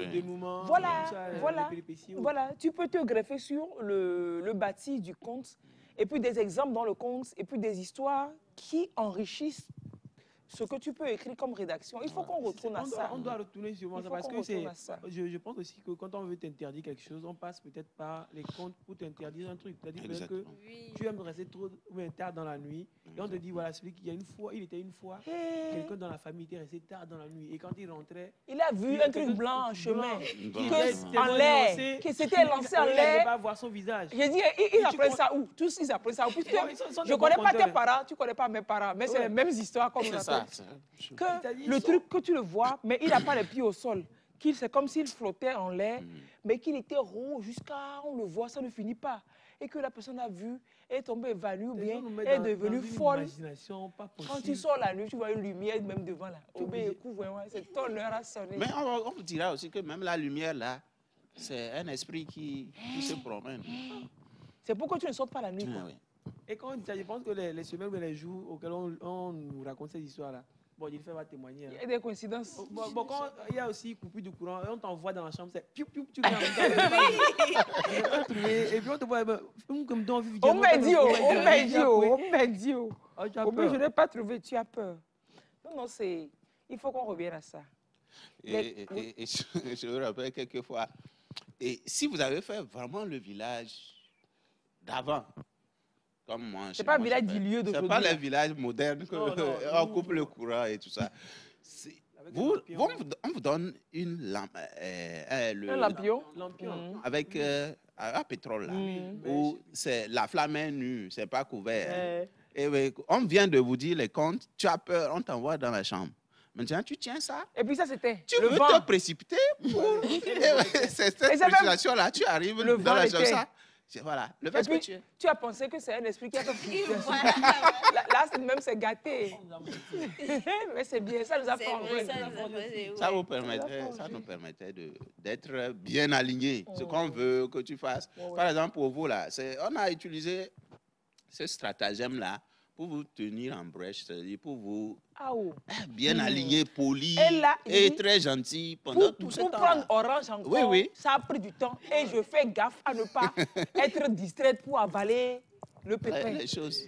Non seulement c'était bon de vous dire de ne pas avaler, si on avait minimisé un peu les choses dramatisées. Les risques, j'aurais pu avoir peut-être des appendicites, une appendicite parce que les graines, ça te préoccupe. Autrement, parce que les parents, en ce moment, ne connaissaient pas ces malaises-là. Donc, pour nous poser de tout cela, ils créent des histoires. Et puis, nos frères nous traumatisaient pour rien. Ils ont traumatisé, là. Malheureusement, moi, je n'ai pas pu faire ça à quelqu'un. Je n'ai pu faire ça à personne. Mes enfants, même aujourd'hui, si je me mets à Zazé, maman laisse ça. Maman laisse ça.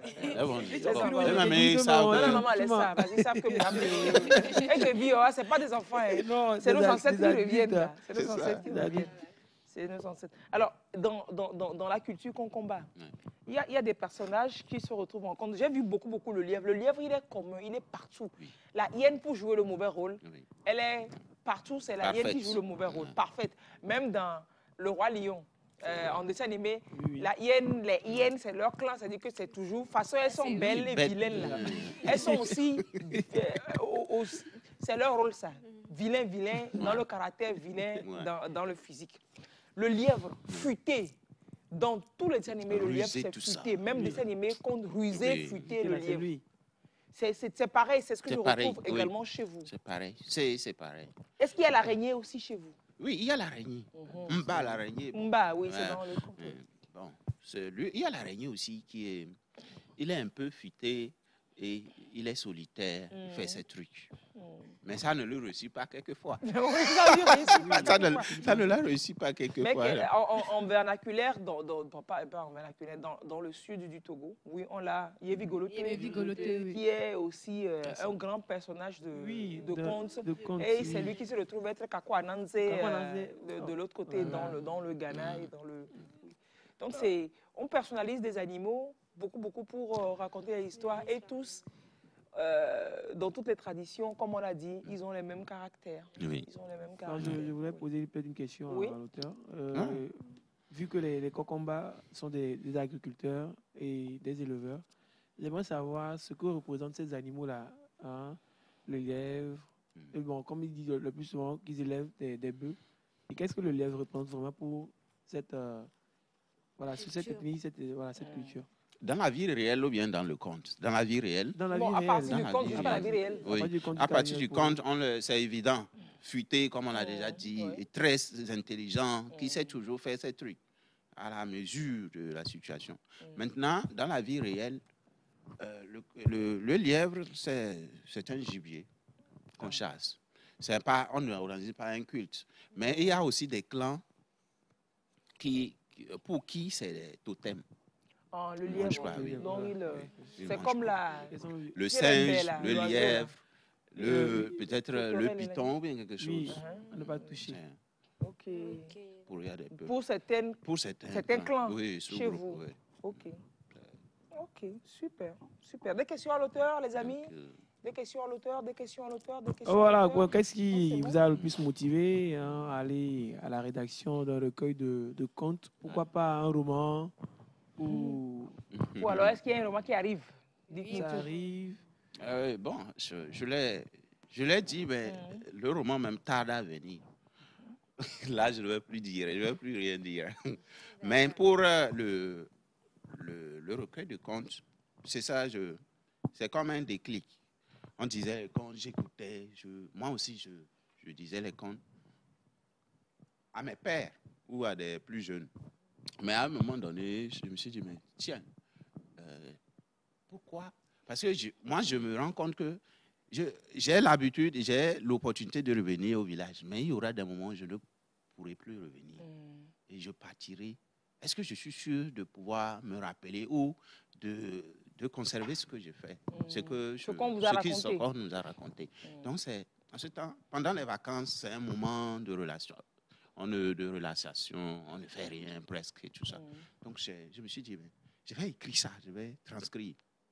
Et je me rappelle aussi que mon professeur de français nous disait que pour être bon en rédaction et en raisonnement, et même pour être bon en sciences, il faut être bon en français. C'est clair, c'est la base. Et pour être bon, il faut peut-être écrire souvent, bien lire. Écrire. Ça, c'est l'exercice perpétuel. Maintenant, moi, je suis en vacances et en lieu et place des bibliothèques, il faut transcrire ce que je... Donc, ça a développé, oui. Donc, ça a développé. Ce n'est pas un exercice simple, hein, transcrire, parce que il faut... Dans nos traditions, souvent, on dit, si on veut dire, par exemple, on dit, il y avait un enfant qui disait, qui avait fait, par exemple, Mabi, c'était un enfant. Mais il faut lui donner un nom, parce que la version traduite en français, on demande qu'on dise quand même, on nomme des choses. L'enfant, il faut lui nommer. Bon, il faut nommer l'enfant en fonction de la situation, le rôle qu'il jouera. Oui, des fois, c'est des noms. Dans la langue locale, générique. On comprend. Quand on entend le nom en même temps, on sait quel rôle. Mais en français, il va jouer. Voilà. On ne saura pas. On ne saura pas. Donc, c'est ce double objectif-là. Je pense que c'est ce qu'on dit. Un enfant qui va être héros dans une histoire, on va peut-être l'appeler Calenton. Voilà. Calenton, on comprend si c'est raconté en éveil. On sait ce que Calenton veut dire. On peut l'autre appeler le paresseux, Koufia. Voilà. On saura ce que... Mais quand on traduit en français, on dira Calenton, Koufia. Bon, le français va dire... Le nom ne parlera pas. Oui. Le nom ne parlera pas à la personne. Le nom ne parlera pas à la personne. Alors, on souhaite encore une fois très très belle célébration à la communauté Bassar et puis Kokomba actuellement. En fait, ils vont donner le OK manger yam. Il faut apprendre en même temps comment dire bonne célébration. Comment on dit bonne fête alors? Ah bon? Nida. Nida. Le nom point. C'est comme si Nida, déjà, c'est la fête, ou bien. Mais c'est Nidak là que vous dites, c'est comme ça se prononce, Nidak. Ok. Donc, Nida, ça veut dire que c'est comme une salutation, nous et la fête des Ignans. Mieux quoi ça.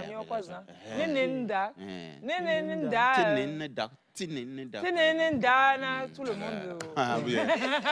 Bon, on peut le dire ça comme ça. Ah, ok. Que quoi? Lui, il attend sur le hockey. Allô, tenez le nom point. C'est le nom point. Le nom point. C'est le nom point. C'est des synonymes. On va prendre la sauce du gombo avant de... Allez, restez avec nous pour la suite de l'émission. On va parcourir un peu des informations. Voilà. Et aujourd'hui, précisément, Yawa nous fait des infos décalées autour des examens et des tricheurs. On souffle, on revient. Et Yawa, info décalée.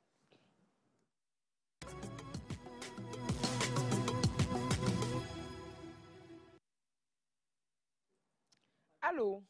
Alors, Yawa, un peu sensible le sujet d'aujourd'hui. Oui, mais ça part quand même, c'est des faits réels. C'est complètement réel. Ça part de la récente information quand c'est le baccalauréat dernier. Oui. Et, bon, dites-nous tout. Vous, dites-nous tout. Alors, le mercredi 3 septembre dernier, l'Office du baccalauréat a sorti une liste des individus ayant fraudé lors de la dernière session du bac 2 au Togo. C'est bac de cette année? Oui, bac 2 2025 au Togo.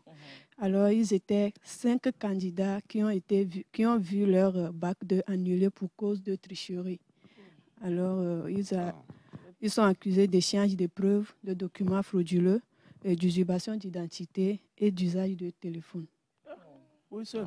Non, c'est 5 personnes. C'est 5 personnes. Donc, oui, peut-être que quelqu'un échange de preuves. Quand on vous dit souvent de ne pas tricher aux examens, vous voyez que au Lena Menyawa, donc sans doute, quelqu'un a travaillé, a remis à l'autre pour, voilà, et puis on l'a pris, les documents frauduleux, la personne a dû venir en classe, en salle avec des documents de travail, usurpation d'identité, quelqu'un allait composer pour l'autre. Oui. Et puis, usage de téléphone. Justement, un téléphone en salle pour composer. OK. Et donc, ils sont 5. Oui, je pense leur liste a été publiée et voilà, le bac est annulé. Il y a, je crois... Sans doute, visiblement, ils ont eu leur bac. Oui, ils ont eu. C'est la fête, youpi, on a eu le bac. Et à quelques jours de la rentrée, c'est bon, arrêtez, restez à la maison. Je pense que c'est... Non, il y a un, le Dami. D'accord, je ne donne pas les noms. Ils ont publié les noms. Oui, ils ont publié les noms. C'est pas chez nous ici. On va pas dans notre bouche. D'accord, il y a un qui ne peut plus postuler. C'est parti pour 2. Il va passer. C'est parti pour 2026-2027. Il a trop fait ça. Donc l'année scolaire. Je crois que c'est celui qui a fait l'usurpation d'identité. Usurpation d'identité. Oui, c'est sûr. L'autre, oui, bon. Et pour les autres, ils pourront, l'année prochaine, ils pourront reprendre. Ils pourront reprendre. OK. Alors, ce ne sont pas les seuls à se retrouver dans cette situation au Togo. Oui, ce n'était pas les premiers, oui. En 2022, 3 candidats admissibles ont également été sanctionnés. Le premier a été surpris en possession d'un document lié à l'épreuve de philosophie. Philo, tu as ce document qu'on a sauvé. Ou alors on a traité l'épreuve pour lui, il est venu avec le corrigé. Il y a des recueils pour les citations et tout.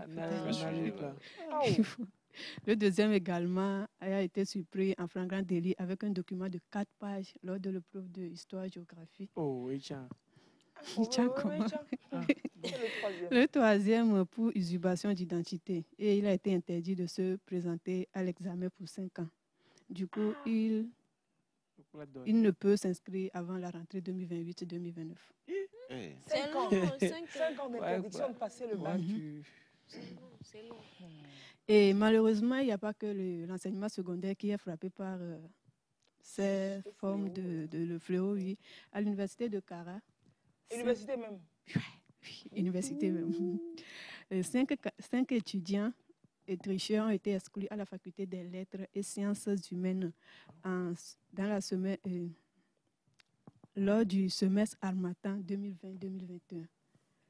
Et 8 autres en faculté des sciences et techniques ont été sanctionnés avec inscription des faits dans leur dossier. Oui, ça c'est encore grave. Oui, ça gâche ton dossier. Ça gâche ton dossier, inscription oui, dans le dossier. Wow. Dans ton dossier d'études. Et encore plus loin, on va sortir du Togo. Ah oui, le Togo, on n'a pas l'exclusivité de la tricherie. Les brebis galeuses sont partout. En Afrique et dans le monde, oui. Justement, on va aller au Sénégal où le 14 novembre 2024, 185 candidats pris en cas de tricherie lors du bac dans le pays ont été sanctionnés. 185 candidats. Oui. Oui, par ici, c'est comme les 5 là, c'est avec les Togouens. Il y en a plein qui... Il y en a plein. Ah oui, 185 au Sénégal. Oui, et c'était quoi? Qu'est-ce qu'ils faisaient? Il y a ceux qui détendaient des téléphones, les détenteurs de téléphones qui ont été réprimandés. Et il y en a qui ont utilisé leur téléphone pour avoir des informations, des réponses aux questions, qui ont également été sanctionnés et ils ne peuvent plus se représenter à l'examen sur 2 ans. Wow. Également, la même peine a été infligée à ceux ayant introduit des documents non autorisés en salle d'examen. En haut, au Burkina Faso, en Ouaïgouya, 2 élèves reconnus coupables d'avoir échangé leurs copies lors de l'épreuve de sciences de la vie et de la terre lors du bac de 2025 ont écopé chacun 80 heures de travaux d'intérêt général en juillet 2025. J'ai bien aimé cette sanction. Donc, ils ont échangé leur épreuve. Oui, on les a laissés continuer l'examen. Et puis après 80 heures, et puis vous allez travailler, travaux d'intérêt commun. Moi, j'adore ces peines-là, que d'aller mettre des gens logés quelque part et on les nourrit. Les travaux d'intérêt général, là, c'est super bien. Ah, c'est bien. Et ils ont fait leurs travaux en juillet dernier. Juillet 2025. Super. Oui. Allez. Encore plus loin, en France, on a une mère qui a passé le bac à la place de sa fille en 2013. Toute la famille. C'est une famille de tricheurs. Attends, une quoi? Une mère. Oui, elle a fait quoi? La mère de famille. Elle allait passer le bac à la place de sa fille en 2013. C'est juste que c'est peut-être qu'une jeune mère. Elle est jeune. Elle est jeune et puis... Bon, les vieux marquent là, nous. Non, c'est une famille de tricheurs. C'est pour dire qu'elle cautionne ça. Non, c'est pas qu'elle cautionne. Peut-être que c'est elle qui a sorti l'idée même. Peut-être que l'enfant n'a même pas eu l'idée de tricher. Vous voyez l'éducation que certains parents donnent quand on dit qu'il faut être les uns des parents, les parents exemple.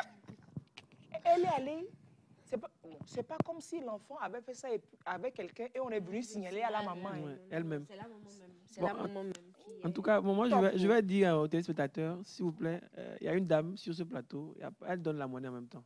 Ça ne ferme pas les yeux sur les choses. Quand c'est mauvais, c'est que c'est mauvais.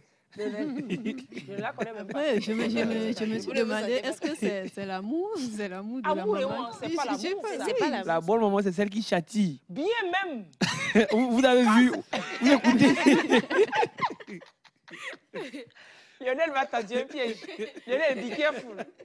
Non, quand le truc n'est pas bien, il faut le dire clairement. Oui. Non, mais moi, j'ai un papy de quartier personne qui a dit, si tu évites à ton enfant de pleurer quand il est enfant, c'est toi qui pleureras pour lui quand il deviendra adulte. Quand il faut pleurer, l'enfant va pleurer. Quand l'enfant, il fait quelque chose et qu'il doit assumer les conséquences, ben, on peut lui pardonner, mais on l'accompagne, mais il assume les conséquences de ce qu'il a fait. Mais tu empêches, tu évites à ton enfant de pleurer. On ne dit pas qu'on crée des dommages aux enfants, qu'on leur crée des larmes, qu'on leur crée de l'amertume, non. Mais, non, ça c'est extrêmement grave. Hein. Oui. La maman, elle doit, je pense, elle va faire une peine de prison, elle sera condamnée parce que... Oui, c'est une adulte. Oui, c'est usurpation d'identité et tout ça. Oui, ça doit être pénal. Hein. L'enfant sera empêché de passer le bac après, je ne sais pas combien d'années, mais je suis que la maman, elle sera punie. Voilà. Et puis, on termine à Marseille où un candidat s'est fait tatouer les cours sur ses bras. Le velbouillalo. Niveau. Matière quand même cours. Parce que, non, c'est sûr que peut-être que c'est le cours de la matière de base. Il s'est fait tatouer le cours sur le bras. Il n'a pas eu mal. Pas qu'il n'a pas eu mal. Après, toute ta vie, tu vas avoir le cours sur toi. Pour peut-être 5 points. Hein? Oui. Non, peut-être ils ont... Il y a des solutions qui ne durent pas. Voilà, peut-être des trucs comme ça. C'est comme ça. Mais le correcteur aussi, tu as sorti le bras de quelqu'un.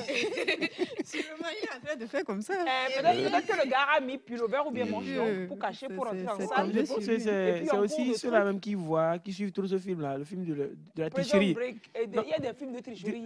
Du Cobu et compagnie. Non. C'est le roi même ça. Du Cobu. C'est le roi même Il est prêt à créer des gadgets pour tricher, mais il ne peut pas. Il passe du temps à fabriquer gadgets. C'est ce que j'allais dire. Je comprends pas. L'investissement pour tricher, pour arriver à tricher là, ça prend un temps fou. Il vaut mieux apprendre. Et puis le truc aussi est que si tu n'apprends pas, si tu ne maîtrises pas tes cours, ton cahier, tu as beau avoir le manuel avec toi en classe, quand on pose la question, tu ne sais pas peut-être dans quel chapitre il faut aller chercher. Et des fois, quand tu as l'information, il faut savoir l'intégrer dans le travail que tu fais. C'est justement parce qu'ils ne maîtrisent pas le document et tout que quand tu es en train de fouiller, bon... Tu fouilles de manière sauvage et on t'attrape. Parce que tu ne sais pas, c'est pas quand tu maîtrises ton cours un peu, des fois, c'est un petit truc que tu as oublié. Même sais. quand tu fais les révisions, c'est comme ça. Quand tu maîtrises le truc, tu sais que quand tu prends ton cahier, c'est par ici que tu dois aller chercher. Tu ne vas pas fouiller tout le cahier parce qu'on y a cours, on y a cahier. Des gens qui sont pas compagnons, c'est ça. Les gens qui ne sont pas compagnons avec le cahier, c'est même pas c'est où le cahier de physique, c'est où le cahier de sciences nat. Il y a d'autres même qui ont un seul cahier pour plusieurs matières. Yes. Quelle multimatière. Ah, comme ça, pour tricher, il sait qu'il prend son cahier, il y a tout dedans. Du coup, c'est la tricherie maintenant. Il faut planifier. Il faut planifier la tricherie à la rentrée. Tu planifies que j'irai en salle d'examen avec de la tricherie, avec un cahier. C'est toute une logistique. À mettre en place. C'est toute une logistique à mettre en place, oui. Non, mais c'est malheureux pour ces élèves. Et je pense qu'il faut qu'on communique beaucoup autour de ces sanctions-là pour que les enfants ils sachent que, au-delà du fait qu'on leur dise que la tricherie est punie, qu'ils sachent que c'est appliqué effectivement, qu'il y a des gens qui en sont victimes pour qu'eux, ils sachent se prendre. Quoi. Déjà, dès la rentrée, qu'ils sachent que tricherie est possible. Ouais. La réussite au bout de l'année se prépare dès le premier jour de classe, on le dit souvent. Donc, c'est bientôt la rentrée et mettez tout en place déjà pour ne pas tomber dans ces cercles vicieux-là. C'est malheureux. Il y a des gens qui vont te dire qu'on a traité l'épreuve, ils ont vu tôt, etc. Peut-être que toi, tu n'es pas souvent mêlé à ça. C'est le jour où j'aurais triché, le jour où on l'a limpé. Tellement ma tête, loterie, il y a des choses dans lesquelles, moi, ça ne marche pas. Loterie, quand je ne peux pas jouer, c'est-à-dire pour les fois que je ne vais pas gagner, je sais que les jeux de hasard... On s'aventure pas sur ce terrain. Les trucs pas clairs et moi, ça ne marche pas. Il n'y a même pas tricher. Le jour où je vais vouloir tricher, on l'a lime. Et il y a un gars des trucs de trading là. Il y a un gars qui me dit, oh, comment il appelait son truc là, je ne sais plus. Il y a 5 ou 6 ans. Oh, il faut mettre, quoi, il faut... Le gars me fatiguait pour avoir la paix. Je donne l'argent, c'était pour acheter ma paix. Mais je lui ai dit, si moi je mets l'argent dans votre truc là, ça va foirer. Il dit non, grâce à j'ai mis l'argent dans ça foirer. Je savais que ça allait foirer. Alors qu'il disait que lui, il prenait l'argent depuis que c'est ça qui paie le loyer. Je lui ai dit, si je mets mon argent dedans, ça va foirer. Je connais ma tête. Il ne m'a pas cru. Ça foire. Donc moi, quand je vais vouloir tricher là, le jour, on l'a limpé. Déjà la peur. Déjà, tu n'as pas pour. J'étais en 4e et j'avais ma voisine de banc. Elle se connaît, elle sait que je ne mens pas. Ouais. Des tricheries. Il dit avec les cahiers dans la jupe. Donc, quand elle est là-bas, avec son cahier dans la jupe, elle copie là. Moi, je suis paralysée. Je dis que, si on l'attrape, on pensera que... Vous êtes ensemble, en fait. Elle me traumatisait. Je suis obligée de... Et maintenant, pour les épreuves anglais et d'autres, là, oh, elle veut que je lui passe ma copie, je refuse. Oh, elle tire ça. Quand elle tire ma feuille, quelle copie là? Moi, où je suis là? Je suis décédée. Je suis décédée depuis longtemps. Je suis décédée. Mais c'est dangereux. C'est très dangereux. Parce que tu crées des problèmes à l'autre. Mais bien sûr, il y a des professeurs qui sont tellement concentrés qu'ils voient la copie. Même s'il avait corrigé la copie depuis hier, aujourd'hui, il va savoir il connaît les phrases. Il a retrouvé la même phrase là-bas. Déjà vu des phrases comme ça. Oui, et puis surtout, après, on s'est découvert qu'on est dans le même banc. Oui. Dans le même banc, on dit, ah, association de malfaiteurs. Donc, c'est... Non, non, les jeunes, attention, faisons gaffe.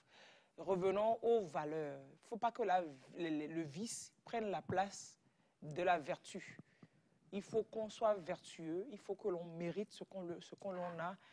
Et puis voilà, et puis voilà. Et toutes ces vertus, toutes ces leçons de vie, on les retrouve dans ce document.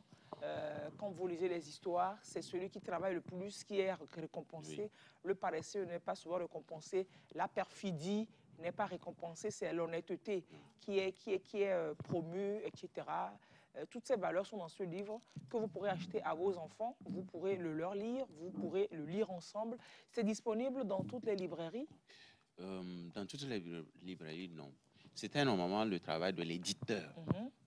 Mais bon. Maintenant, on a dans quelle librairie? Il y a une librairie au niveau de choses là. Je ne connais pas. La librairie par terre. Là, en tout cas, il y a des librairies sur la place de contact. Il y a la librairie du futur, par exemple. Oui, il y a au niveau il faut déposer dans... Carrefour Bodjona, tout ça. Ok, dans la zone, on trouve là-bas. On vous retrouve, vous, sur les réseaux sociaux. Vous êtes sur TikTok. C'est quoi votre compte? C'est Arcon. A-R-K-O-N. Arcon. Oui, je tentais de faire, mais ça n'a pas réussi. Vous allez sur TikTok, Arcon, A-R-K-O-N. A-R-K-O-N. Et puis vous le trouvez, vous abonnez à son compte. Oui. On peut laisser un numéro de téléphone, je ne sais pas, pour ceux qui veulent le vivre rapidement. Le 90 60 69 60. 90 60 69 60. Si vous voulez avoir ce document. Oui. 90 60 69 60. Et par Gozem. Monsieur a dit que par Gozem, voilà. Ouais. Oui, par Gozem également, vous pouvez acheter le livre là. Voilà, super. Il faut l'avoir, ce livre-là, et puis pour perpétuer la transmission de l'héritage culturel. Il y a une version test des contes animés. Un début, oui. C'est où? Sur le compte TikTok, je dis. Sur TikTok? Oui, oui. Allez, tout le monde sur le compte Arcon. Les amis, merci d'avoir été là. Merci à vous. On se dit une belle journée. Oui. Et puis on se dit demain. Demain, on parle d'interruption volontaire de grossesse et de toute la législation qui l'accompagne au Togo. Ce sera très instructif pour tous. Merci de nous retrouver demain à partir de 8 h. Passez une très belle journée. Au revoir. À demain.